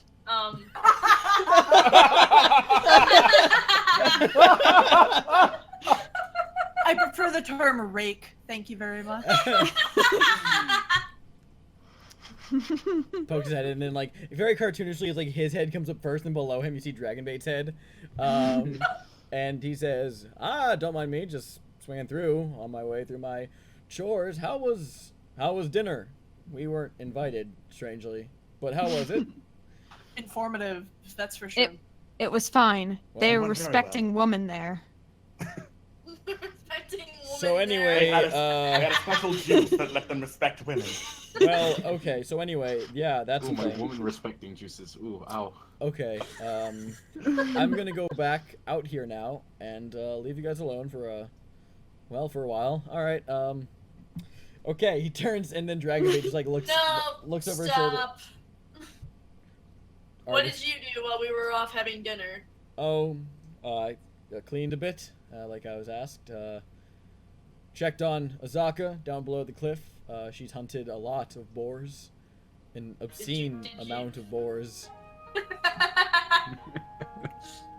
Like on a scale of 1 to she needs therapy. I how think many? she's thinning the population. I'm not sure what's going on there. Might need some problems that she needs to work out on her own time, but I'm not a therapist. It's a lot of boars. Like, I don't think you understand. When I say that there's a lot of boars down there, I don't think you're quite grasping the reality of the situation. I worry that when you hear a lot of boars, you're thinking like 5. No. Really, the reality of the situation is she's strung up a mini community of boars. I guarantee that. I seriously guarantee that I have seen more boars in one space than you have. The carnage is tremendous, and the carnage is tremendous. It sounds like his near tears. I fear that when I more domiciles for them. I'm sorry. Title of my autobiography. I can't breathe. Please end this joke. A truly offensive amount of goes on balls. until Kristen dies. Artist says, but other than that, things are pretty great. I'm sending over abundance of she's doing pretty well. She's doing well. Very insistent that she's never going to come up here. And I quote, in this life or the next one. Yeah, so, yeah. How are you guys? Well, I guess we just got our answer to if we manage to get the ritual, will Azaka ever consider flying? So, about that, the ritual you've mentioned, any updates on that? Curious as to what our next plan of action is. So it yes, turns we will out be making traveling people who south. can't fly is a big deal. So maybe assume. don't ask for it for just nothing. But did she agree? She said basically she'll think about it if we get a special ingredient that she needs. Black orchid that is, you know, basically one of its kind, grows to the south, very rare, guarded by things that probably want to kill us. Usual. Yeah, in a place called Nangalore. I haven't heard of it, but any idea where it is? Or are we just We gonna haven't blindly heard about search? We got it on the We map. got it on the map. Excellent. When are we setting out? Well, probably tonight after Ava's had the chance to look at Yeah. some books. Ava's the only one that's If Ava gets the chance to look at some books. I'm going to look at the books. Very well. Well, Dragonbait and I are gonna continue our chores then. How many chores have you done? They only asked for a few. They only asked you for a few? How Like a much few did they hours of ask sweeping you floors or for? washing dishes. He looks over at Dragonbait, and Dragonbait looks at him, and then they both look at you together, and then Dragonbait furrows his brow, kind of like, and Artist says, "My friend, I think we've been played. Well, good day," and he just ducks out the doorway. I love our little Timon and Pumbaa. Yep. I love them. They're perfect. I think Ava actually looks genuinely amused. Like, I think I might like them. After they leave, me squints and looks at Ava. Do you feel like he wasn't respecting woman? Because I do. Yes, absolutely. He needs more juice. You should punch him. Mm. I should punch him. That's the first smile I've seen on you basically ever. On me? Or Ava? No, on Ava. On, Yeah. on both! Because let's be honest! You know what? It was funny. I can acknowledge that. Sometimes I am amused by things, and also, he don't respect women.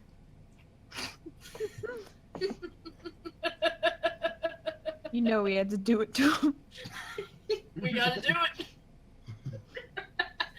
Ava just seems to be slowly cracking up, apparently. Knock, excuse me. Another Aarakocra pops into the door. Yes, which one of you is Ava? Hand raised. Suddenly the most enthusiastic that she's ever been in her life. Hello, good day. The teacher has invited you to come into her home. Awesome. Let's go. Yes, absolutely. Leads Wait. Ava. Should I bring Ak? He also is book person. I guess he wasn't invited though. bitch. Yeah, he wasn't invited. Fucking Wasn't leave him out. invited. Has You he been weren't drinking invited. the respecting woman juice? He needs his juice. I have had an overwhelming surplus of. Oh. Oof, ouch. You you know what, Ak? Come get your juice. No, Ak, come with me. You know, we can ask before we go in if you can also join. Yay. Yay. As they proceed to both look very nerdily excited about books. You guys are escorted where you need to go. For those of you who are not going to the house, what are people doing?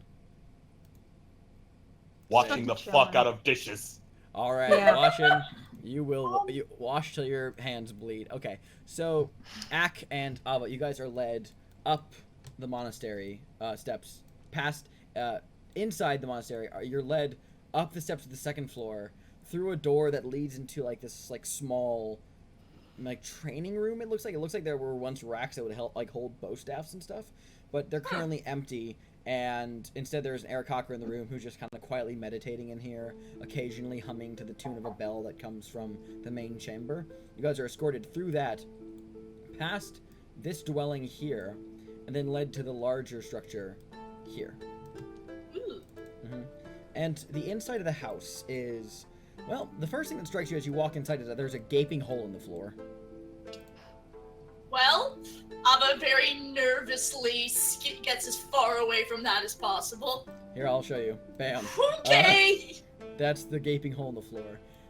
Good! I love the detail. Yeah, it's great. It looks like a part of it collapsed, but there's also a balcony to the south that overlooks from the highest point of the structures, surveying the jungles. Directly across the gaping pit is a statue, a wooden statue. It is a wooden.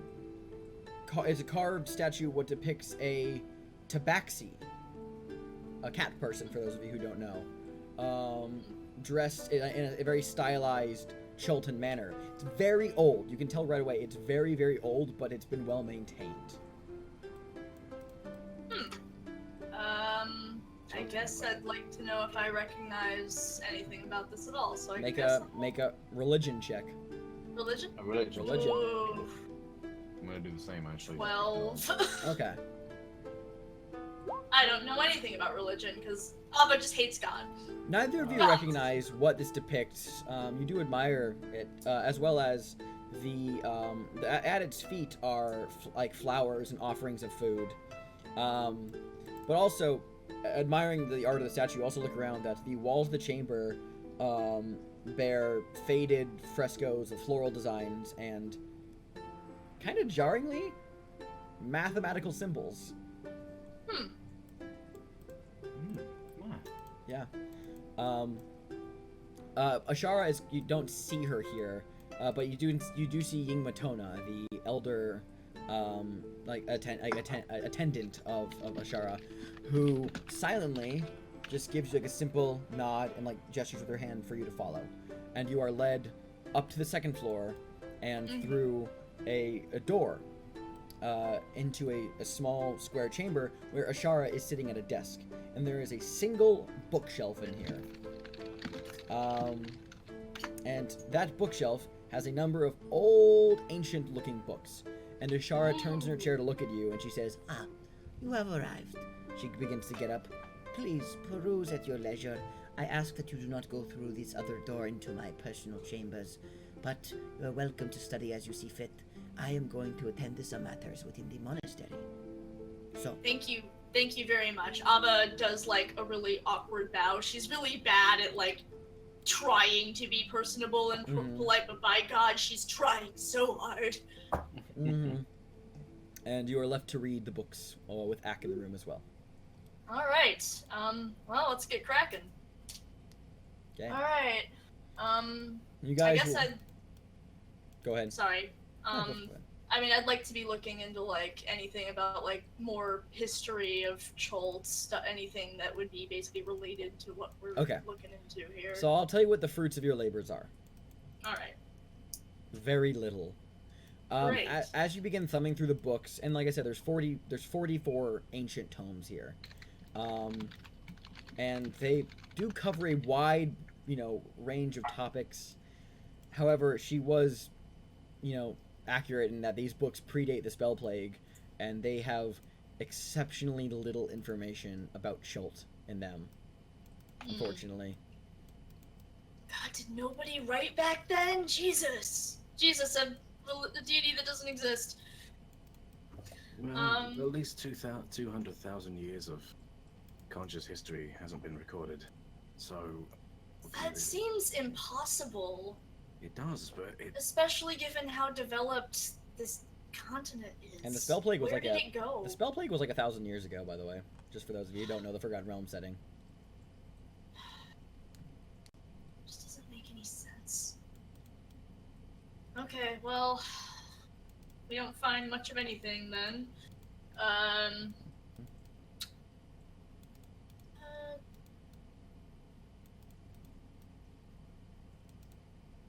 Not 1,000 years ago, 100 years ago. My bad, sorry. Yeah. I know the setting.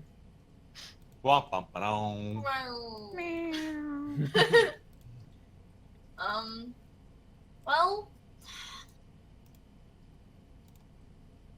maybe anything on local legends or anything like that? Nah, I mean, local legends, there's very, very little... there definitely are books on local legends, but as you thumb through it, it is, like, nothing useful in these books. But local legend is very, that's like one small book. Most of these are actually, like, scholarly topics. Yeah. Religion maybe, like... There are some books on theology, that, discuss, different gods. Some of them are about Ubtao, like I said. Nothing really useful. Actually, let's look into Ubtao, see if there's any... Like, maybe I'm starting to suspect this whole thing is related to Ubtao and him leaving. And I'm wondering if any details on that could be useful. Well, since these predate the Spell Plague, there's not much on Ubtao leaving. Still, Ubtao in general. But, yeah, Ubtao in general. And it's pretty much like most of what you already know about Ubtao being, the god of mazes, and then helping people, through the maze that is life, stuff like that. There actually is a page that, talks about monks of Ubtao, and it talks about their rituals, none of which actually match the life here at Kirsabal, interestingly enough. But at the same time, there's nothing in these books that sticks out to you as useful information. Unfortunately, it's a bit of a bummer. To quote the exact text, little useful information about Chult can be gleaned from this library.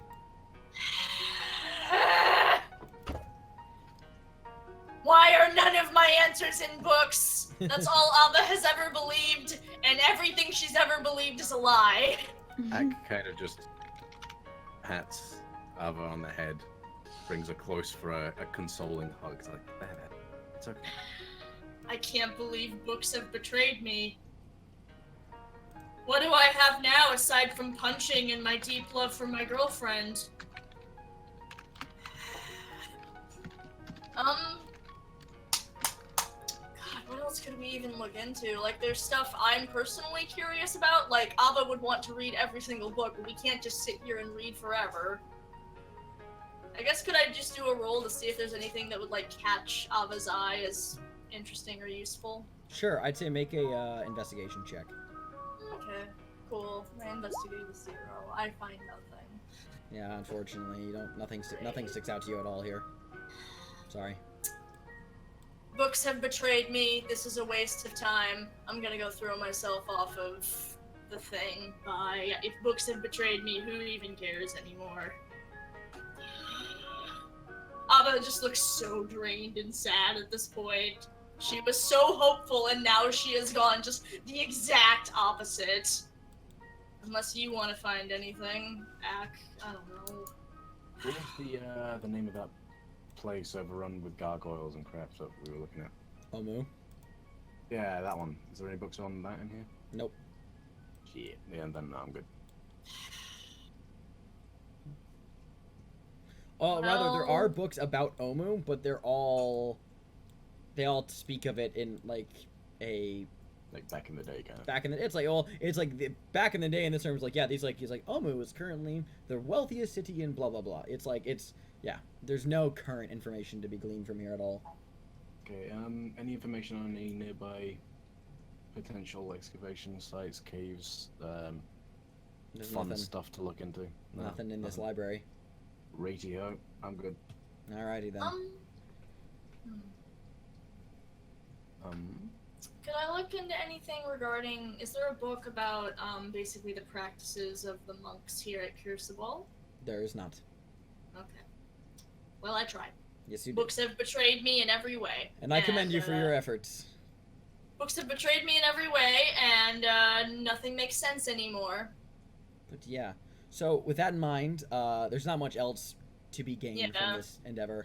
I will ask, what do you all want to do for remaining time in Kirsabal, if anything, and if not anything, we can jump right to the adventure. I would like to try to ask one of the monks something, or maybe the teacher if I could find her. She's preoccupied She's most of the probably day, busy. but you do find a monk in the monastery who is willing to speak with you.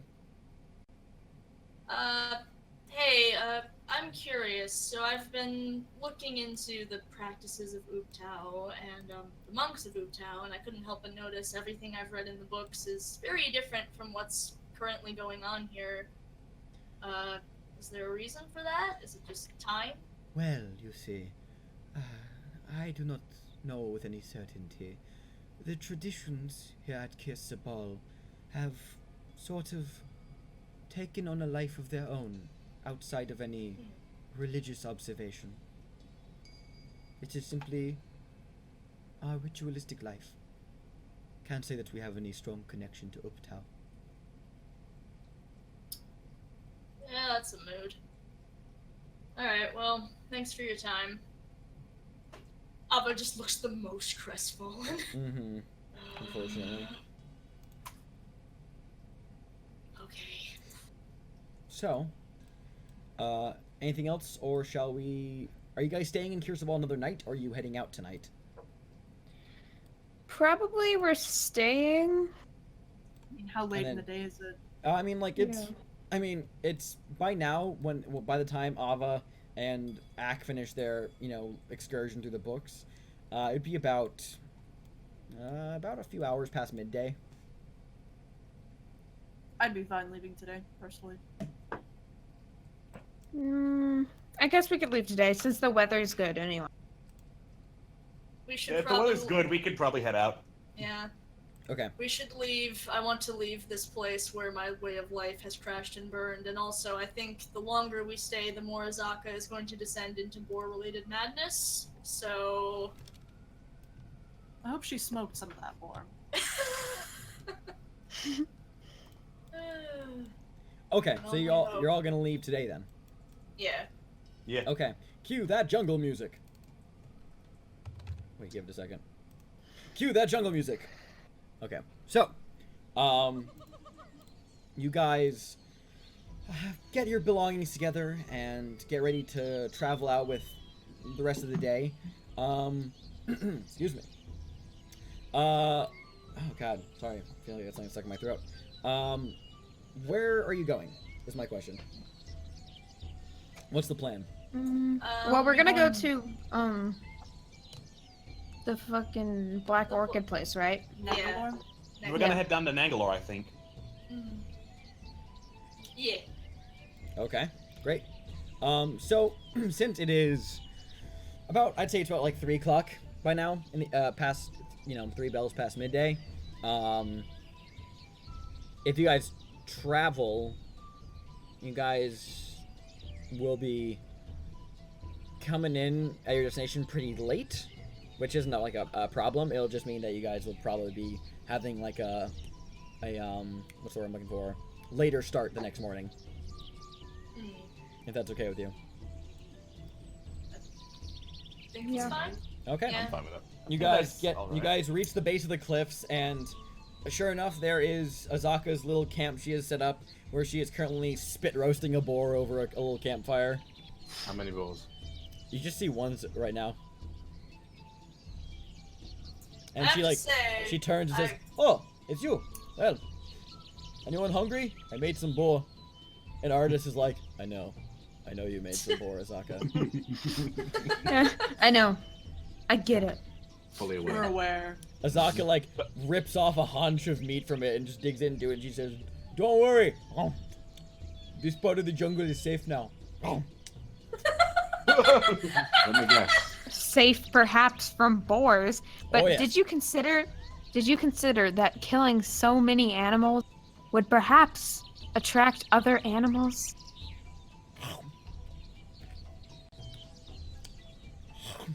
Something Clearly you did not. this tells me Azaka is the apex predator around here. There are scavengers. The jungle is safe. Why? Because I am here. Cracks the bone open and begins to scoop marrow out of it. You don't even need to eat that. There's so many others. We're leaving anyway. Oh, we're You going. know, And they're up Alright. on the cliff. All sorry, right. completely Fine. out of character. This is a woman after my own heart. And she says, "All right, I'll pack up. Where are we going? Nangalore. Where's that?" Points to map.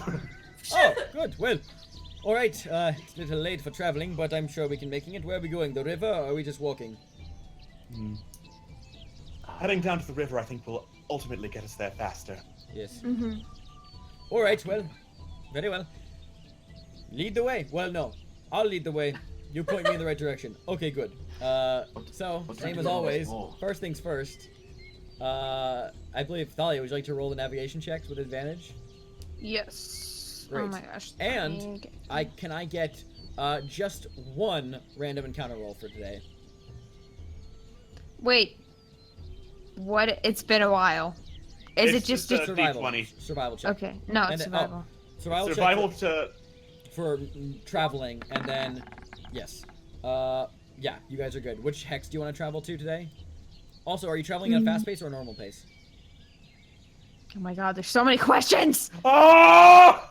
I'm so fucking scared right now. We're going to the river, right? Fast. Yeah, we're going. With fast, you can travel 2 hexes in a traveling day. Okay. If I feel like we can afford fast right now. and Also, that was one of the random encounter rolls. and that was the only one because they were only rolling for a night encounter. Okay, cool. Let me roll a d4 to see if you guys. So fast pace, you said, or no? Yes. Okay, so let's see. You guys do not. You only go 1 hex. So, Stupid. which hex do you guys want to go to? Directly This- south or the one southwest? Southwest. All right. So by about 11 o'clock, at night, you guys will make a camp. You guys are. I'd say that you guys are close enough to the river that tomorrow you can travel river hexes. So you can travel 2 hexes by river tomorrow. Nice. Since you're like 1 space below.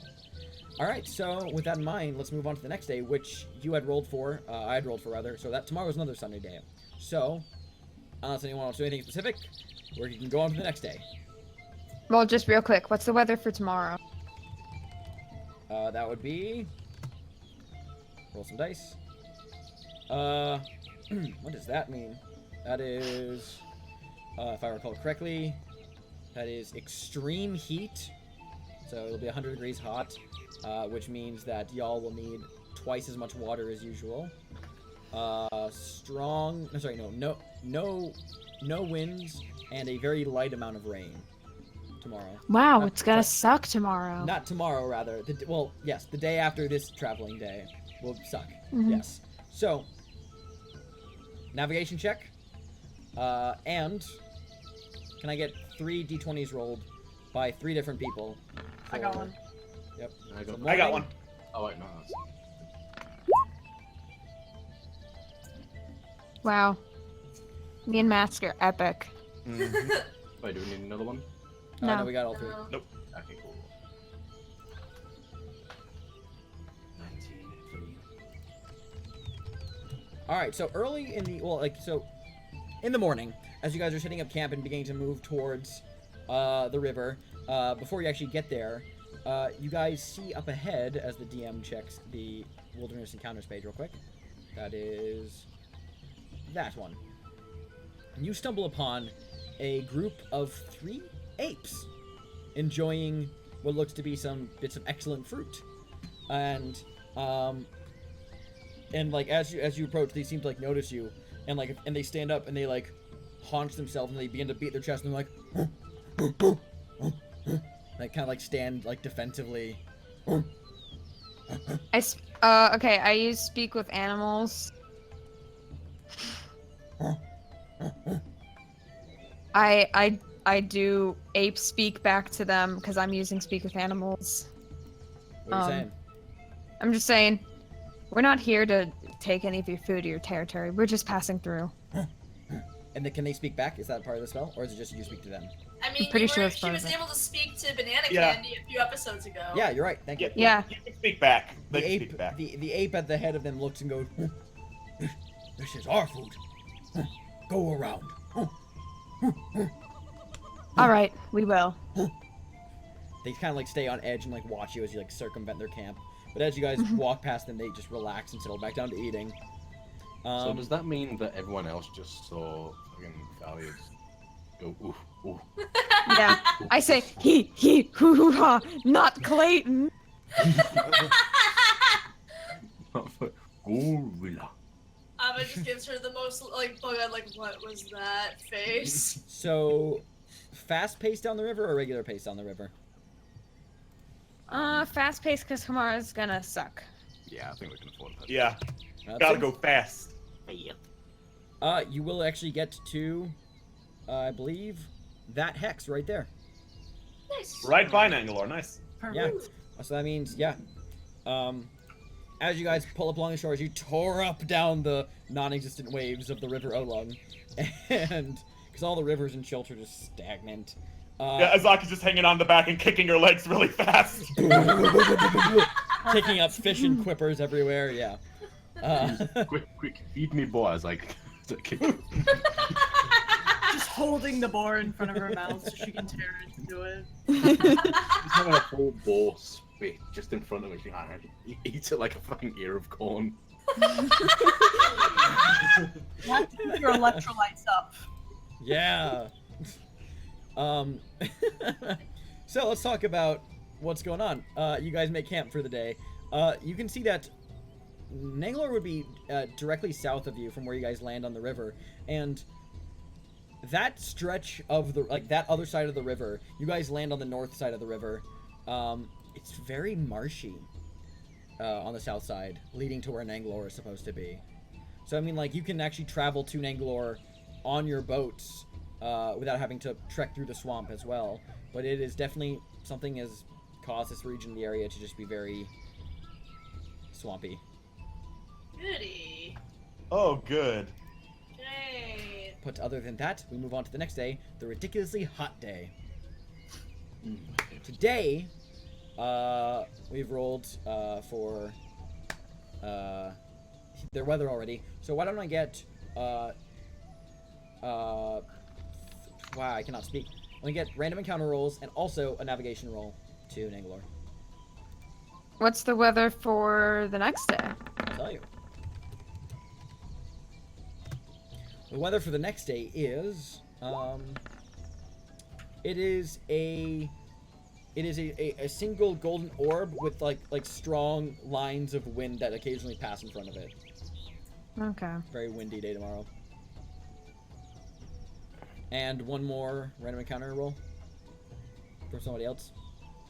Okay. Yeah. All right. Well, you guys get to go to Nangalore. Let me do something real quick, actually. So, you guys gear up and get ready to go inward. And Nangalore, so I'll read from this. Where'd it go? There it is. Yeah, it's about like a half mile of this swampy marshland. And eventually, you guys come upon something else. Up ahead, you see that a fantastic edifice rises up out of the jungle. A hanging garden of exotic beauty. Water streams down the steps between two massive elephant carvings. Beyond them, a broad, flooded avenue runs arrow straight for more than 100 feet before ending at a carving of a Tyrannosaurus face. Water pours from the Tyrannosaurus's jaws and flows the length of the concourse to drain down the steps in front of you. 5-foot-high terraces flank the boulevard. Low arches, 3 on each side, are built into the terrace walls. These archways are in various stages of collapse, as are the tunnels beyond them. Beautifully carved, larger-than-life stone faces are mounted between the arches. A wild profusion of plants grows on the upper terraces, and multicolored parrots and canaries flit and sing among them. To the north, a dilapidated brick dome rises above the Tyrannosaurus head waterspout. Smaller bell-shaped domes surmount the highest terraces to your left and to your right. I'm going to put tokens on the Nangalore map and switch us over there, actually, in just a second. You can also see that as you guys are coming up in the boat, you see a number of shapes just kind of hanging about in the water. You see some crocodiles just like lazying about, just like hanging around in the water. Oh, God! They don't seem to take immediate, they don't seem to make any move towards your boat as you approach. Are they like regular crocodiles or like giant? They are regular sized crocodiles. Okay. Okay. That's manageable. As you continue to fly overhead, right? That's a thing you're always doing? Oh yeah. I'm just constantly doing that. Alright. Your boat can fit 6, so we're in the interesting situation of having to deal with the fact that Artis and Dragonbait are with you guys and they don't have their own boat. Wait, so how have they been doing it this whole time? You've been flying behind the boat. The boat can fit... The boat's current occupancy is 5. Wait, sorry, as I said, I've been away the last couple Are these guys flyers, or...? No. Nope. No. Wait, sorry, did you guys have the one boat, or did you get 2? I can't remember. We got one boat, and we got a few barrels to carry stuff. Okay, well, you know what, just for simplicity's sake, I'll say that the Aircocker of Kirsabal had a boat they gave you guys. That they got from an adventuring party. Yeah. Yeah, exactly. They just gave us a free canoe. Nice. I'll put everybody's tokens on the board. Hold on. Okay. There's Artis, and then there's Dragonbait. All right, let me switch over to the Nangalore map. All right, and hopefully you all can see it. Bam. It's blackness. Yep, it's blackness and then huge ass rays if you scroll down. Whoa, yeah, I see that. Oh my. Ooh, those look like really badass pillars, though. Oh. Yeah, there. Reach towards the sky. Ooh. Okay, I see. Well, this is really cool looking. At first I was about to be like, oh no, we're drowning, and then I remembered that we had boats. We have a Hold boat. on! Surprise! We've been drowning this whole time! Quick! It turns out this entire adventure was a drowning dream. Oh no! And then we wake up and we're all in comas, and it was all a dream, and it's actually modern times. Fun fact, I can move everyone else's token that isn't an NPC apart from my own. I can move Ava's and Ileana's and Lucian's. I can move everyone except for Ak and the NPCs. Yep. Same. Are you in control? I don't know why Ak and Where is the NPCs Mask? are so special. Oh. Is Mask dead? Mask is apparently.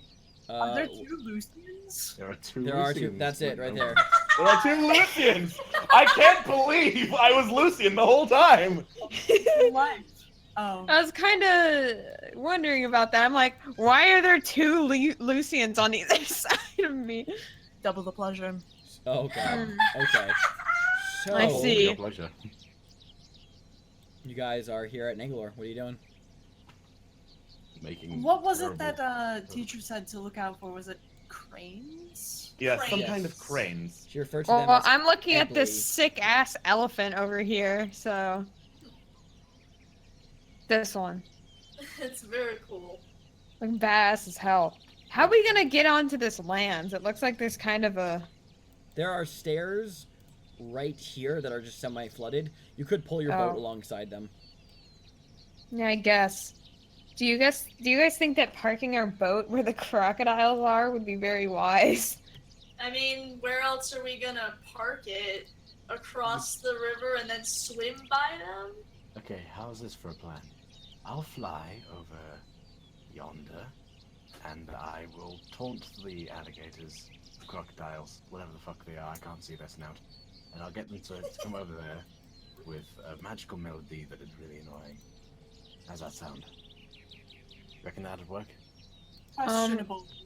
Do alligators and/or crocodiles even give a fuck about music? For one. Second, Everyone. did they Music's notice the us? universal language.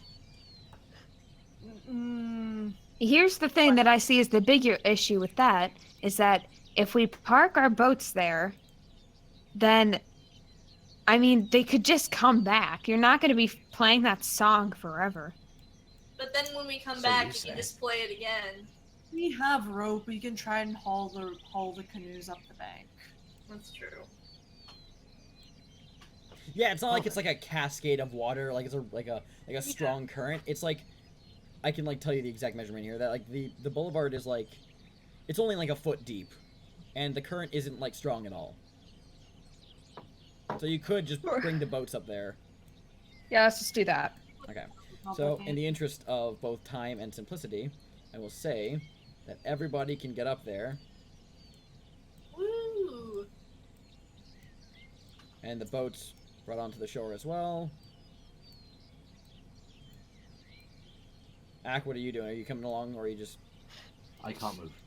I can't move my guy. So, yes. Yeah. Okay. You need to give him permissions to move the guy. For some I'm reason, gonna take away my permissions to move everyone else. controlled by all players. Bam. JC. Okay. So yes, you're all here in Kirsabal. Not Kirsabal. Jesus Christ, Nangalore. We just left Kirsabal. Yes, you did. I'm a smart. You were all boy. here in Kirsabal again! We So- were wasting our time. You made a very long loop around. Yes.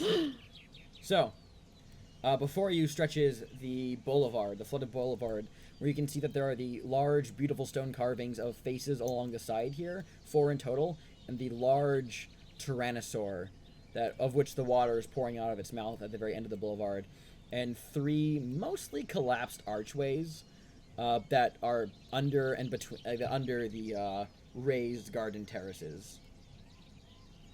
A lot of overgrowth happening around here. So, What do you know about orchids, Thalia? Yeah. what do I know? Do that Let's botany check. see. Roll for botany. For example, This would be a nature check. where do they like to grow? Petition to change nature check into botany check. Well, orchids Yes. tend to grow in the ground. I actually, Uprising knows a little bit about orchids. So, can I use that or no? Yeah, you can use what you actually know about orchids. Okay. Orchids, they don't like a whole lot of sunlight, but they do like a lot of water. If there's too much sunlight, then they basically die. And considering that it's a black orchid and it would absorb more sunlight, I imagine it's somewhere relatively shady. Well, Oh, we got these giant black pillars of hell. Just yeah. Those look pretty shady, considering they go into the void. Oh, exactly. Sometimes This I is a terrible question idea. as if I see the same things as you all do, but I'll take your word for it. Well, my vote is that we head right over and have a look inside this void. Where'd you go? A tasty void. Ak, you moved to where I can't see. Oh, you're on the. Oh, You're I on did. the I'm Towards right. the Tyrannosaur, he was picking I up didn't- a Thanks for the bits. Thank you for the bits. Thank you for the bits. Okay, yeah, that's I good saw point. a ping. I'm down here yes. for some reason. Hey, that's another 1,000 bits. Thank Mia you. gets another hit point. Yeah, Yay. save my girlfriend. All right. So you fly up to the second terrace level, Ak? Hold on a heck second. Yes. Okay. You fly up to that second level. Just scouting. Just gonna be staying at a safe distance from the ground, the off chance there's something spoofy. How high up are Thanks you? for the bits, Carl. And thanks for the 3,000 bits, Carl. Bits. Okay, well, Ak, I'm only like 3 foot. I'm only like 3 meters off the ground. zooming the fuck around, making it hard to track. How high up off the ground are you? About 3 meters. Nothing too huge, but just low enough to be able to have a look at the places I zoom. Okay, well, you say you're consistently flying like 3 meters above the ground, changing with the elevation? Yeah, pretty much. Okay, great. Well, first things first, Ak, I need you to roll a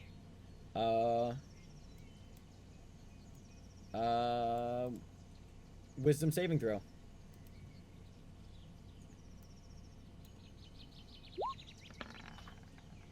Can't see. God. Excellent. Wow. So, Ak, you're about down here. When, as you're flying low, you know, surveying, there is a large cloud of... Oh my pollen. God, 5,000 bits. Thank you for that. Thank 5,000 bits. you. Yay. Shiny.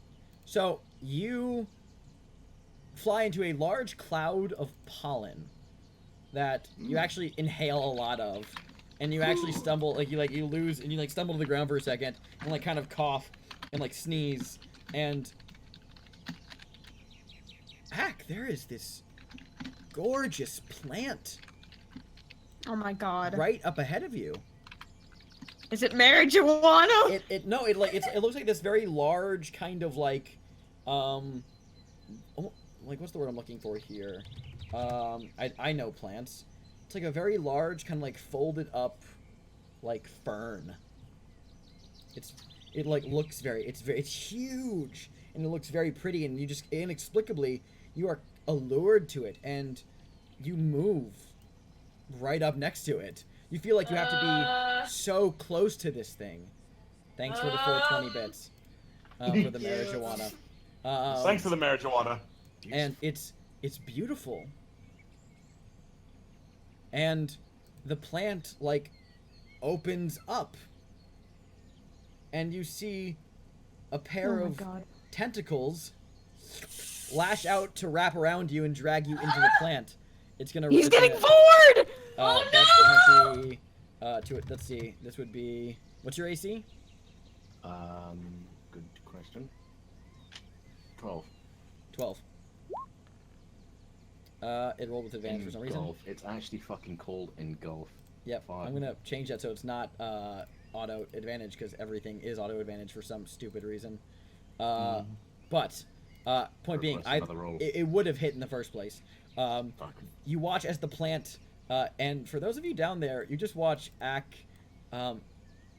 This is. You can see this happening. This ledge right here is 5 feet high.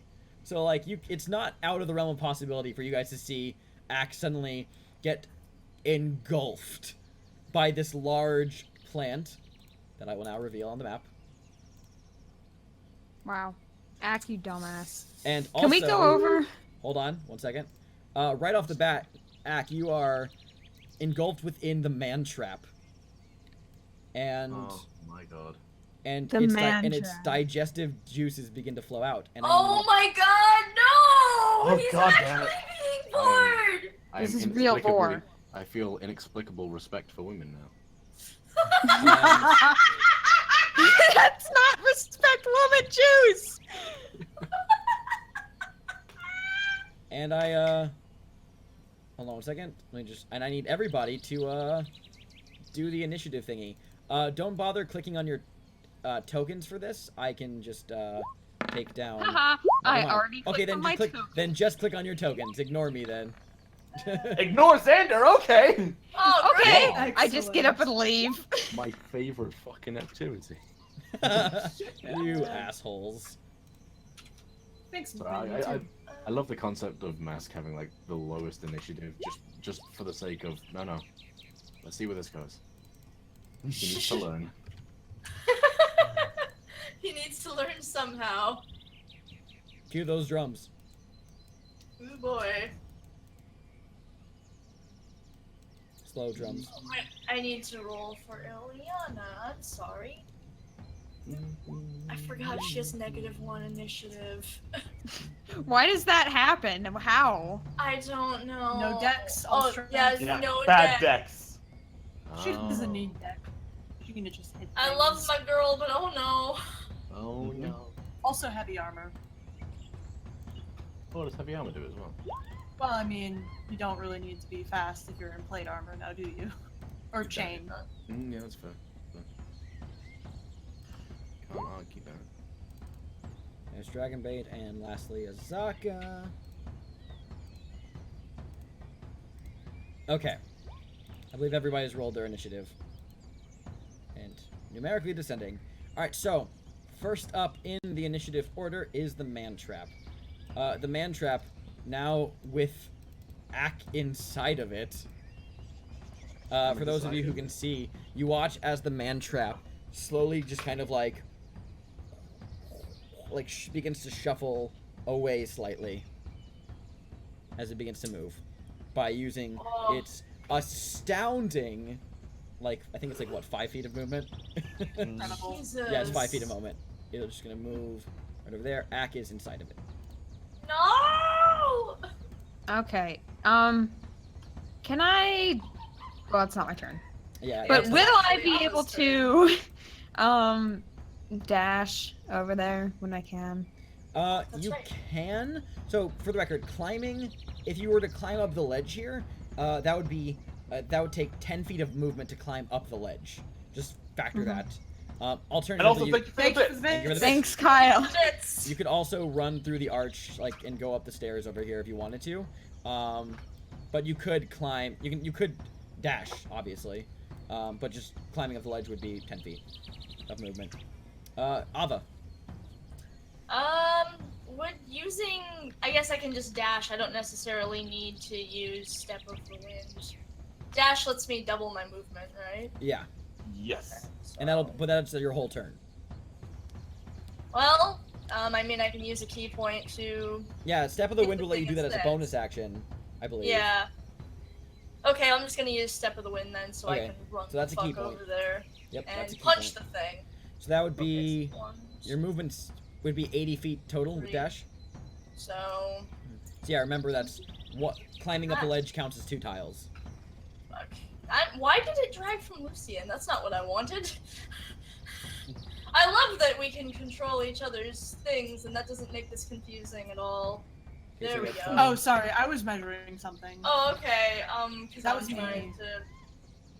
Because I used to just measure by squares, and now I don't fucking remember how this works. I'm sorry. You can use the ruler icon and Yeah. measure. Ruler? Oh, there we go. Yep. Yay. So that okay, so that's 15 feet. Yeah. So getting up to here would be 15 feet of movement so far, because 10 feet to climb up the ledge. So then Then you have 65 feet left. you can Okay, easily so get over there. Yeah, either way, I'll get over there. Cool. So that means I can punch the thing. Oh, Yep. fuck. Stop. Stop! Go away! Just let me do the thing. Go back to the mouse cursor tool. There we go. Yeah, cool, thanks.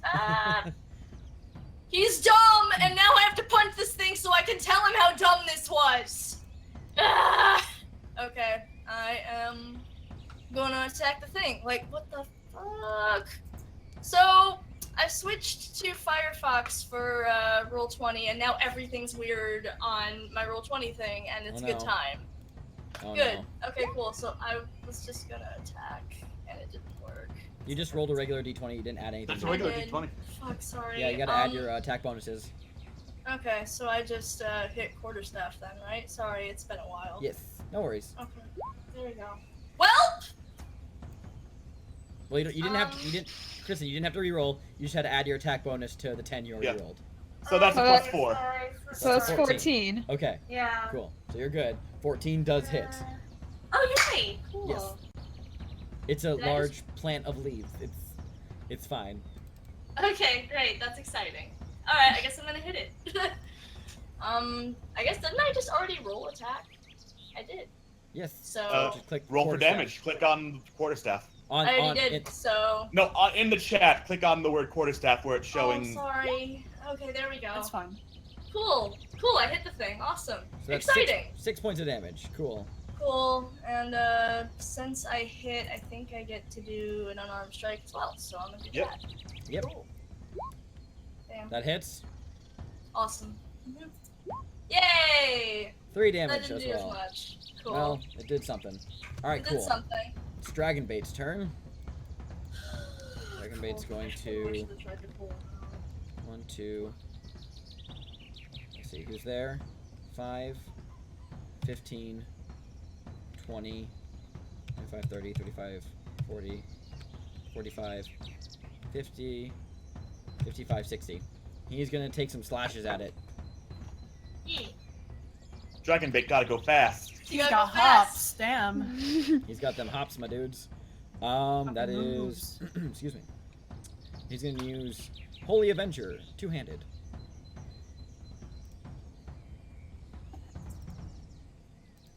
It's gonna be...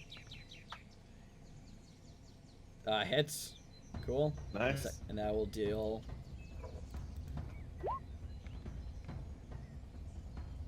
So 9 slashing on the first attack, and the second attack. Natural 20. Wow. Nice. So that's gonna be 14 points of damage because I'm ignoring the fact that it re-rolls twice. So that's 14 points of damage. Damn. Because that's 7 doubled. 14, and then plus the additional 9, so that's 23 points of damage total. Nice.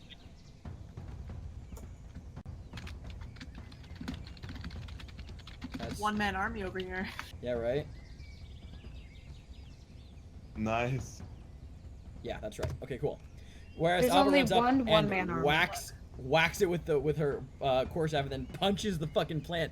Dragonbait comes running in, sword drawn, cuts through 2 large swaths of the plant as some of the leaves droop and fall. You can see that Axe just kind of like bundled up in there, just kind of he's doing all right. He's still charmed by the plant, so he doesn't see himself as in any danger. Hey Mask. guys, I found somewhere dark and wet. So question: Yes. Does the plant know where I am? You don't know. Make an insight check. All right.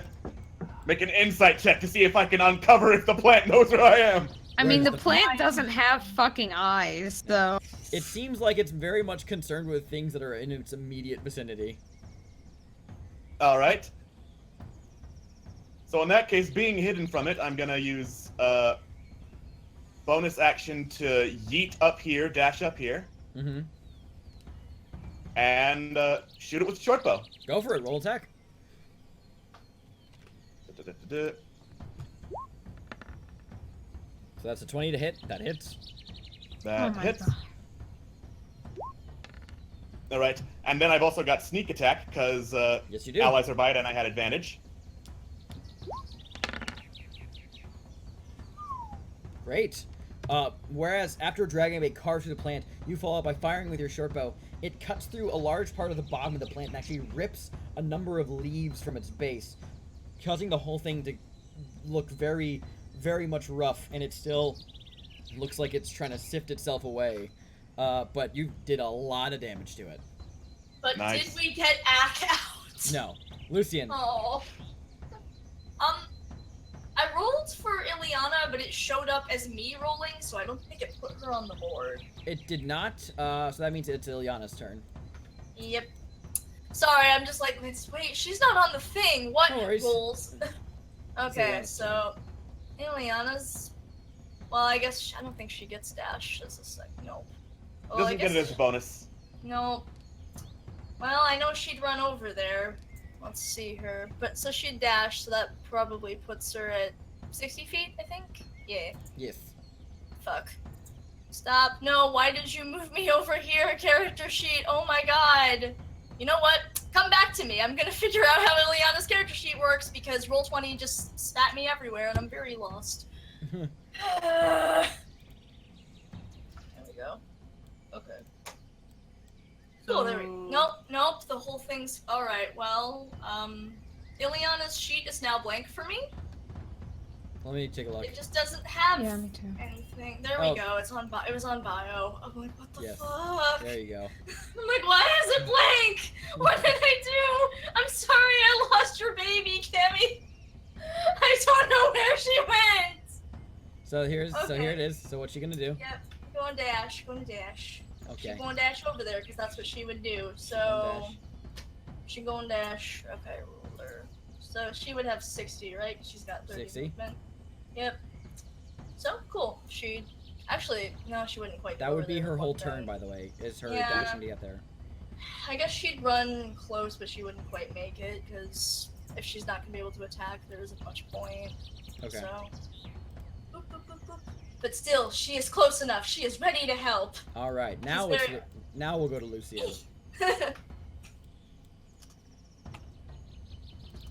Wonderful. I'm going to move here, and I'm going to use my action to cast Naked Flame. Go for it. That is a dexterity save on the plant's part because it's so great at dexterity. Actually, surprisingly, it is. Wonderful. Is of course. A 14, so it makes the save. Damn. Does Well, it take half I don't damage? do any damage then. Oh, no damage. Okay. No. So like it's constantly shifting around at its kind of very desperate state. The flame slams into it, but it does not seem to affect it whatsoever. It's Azaka's turn. No, it doesn't follow Pokemon rules. Azaka very casually just like crawls to the top of the terrace, aims her longbow, and is gonna take a shot.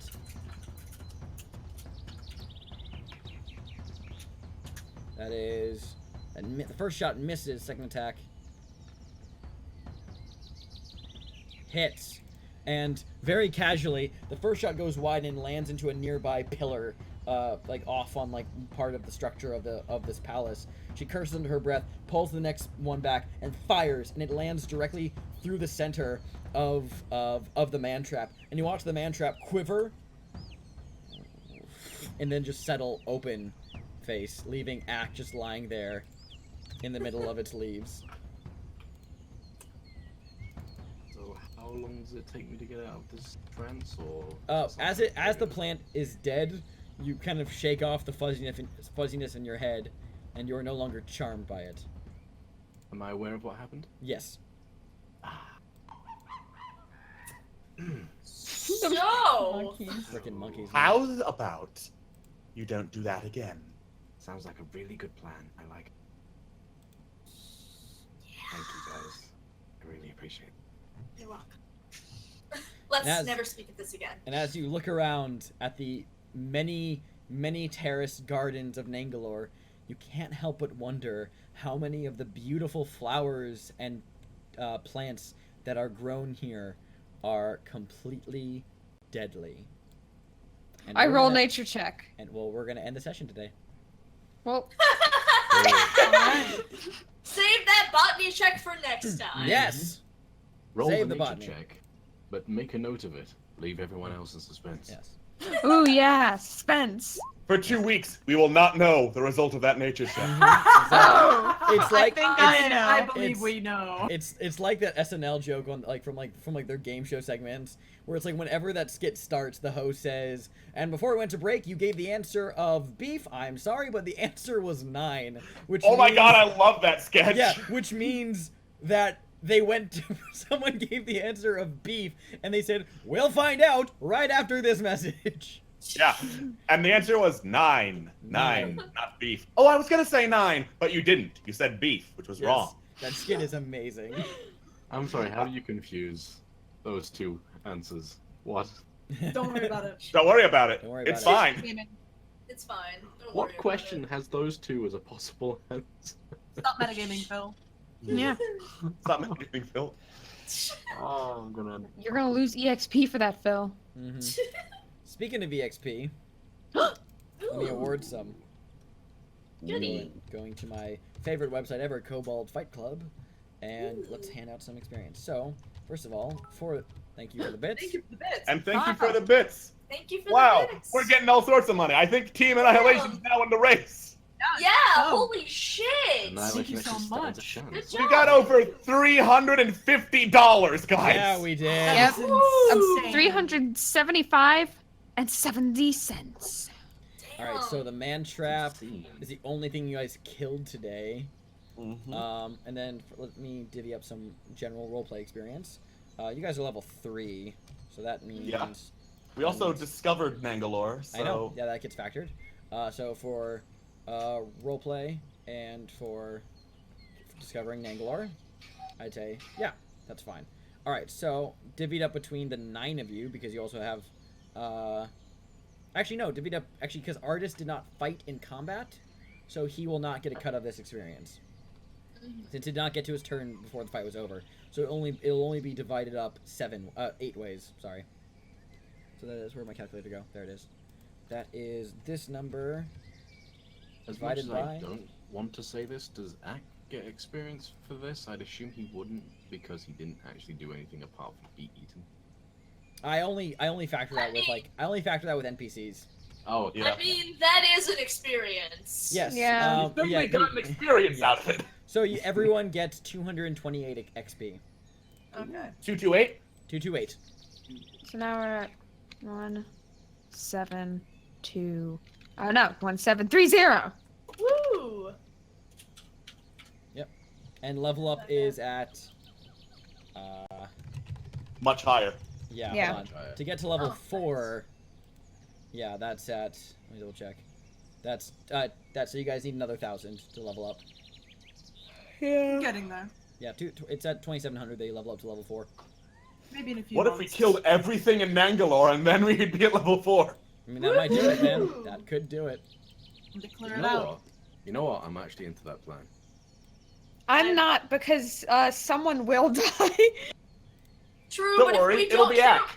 But if Okay, that's you're right. true, and also if we don't level up, we'll all die when we go to, the big scary place. So Yeah, Well, what are you basically, gonna do? when people say that's really dangerous, what the NPCs are really saying is y'all fuckers need to level up. well, so that's the end of the session today, you guys. Thank you so much for watching. We'll be back in 2 weeks. We're gonna hop over to the post show, and if you're not watching this live, why aren't you watching this live?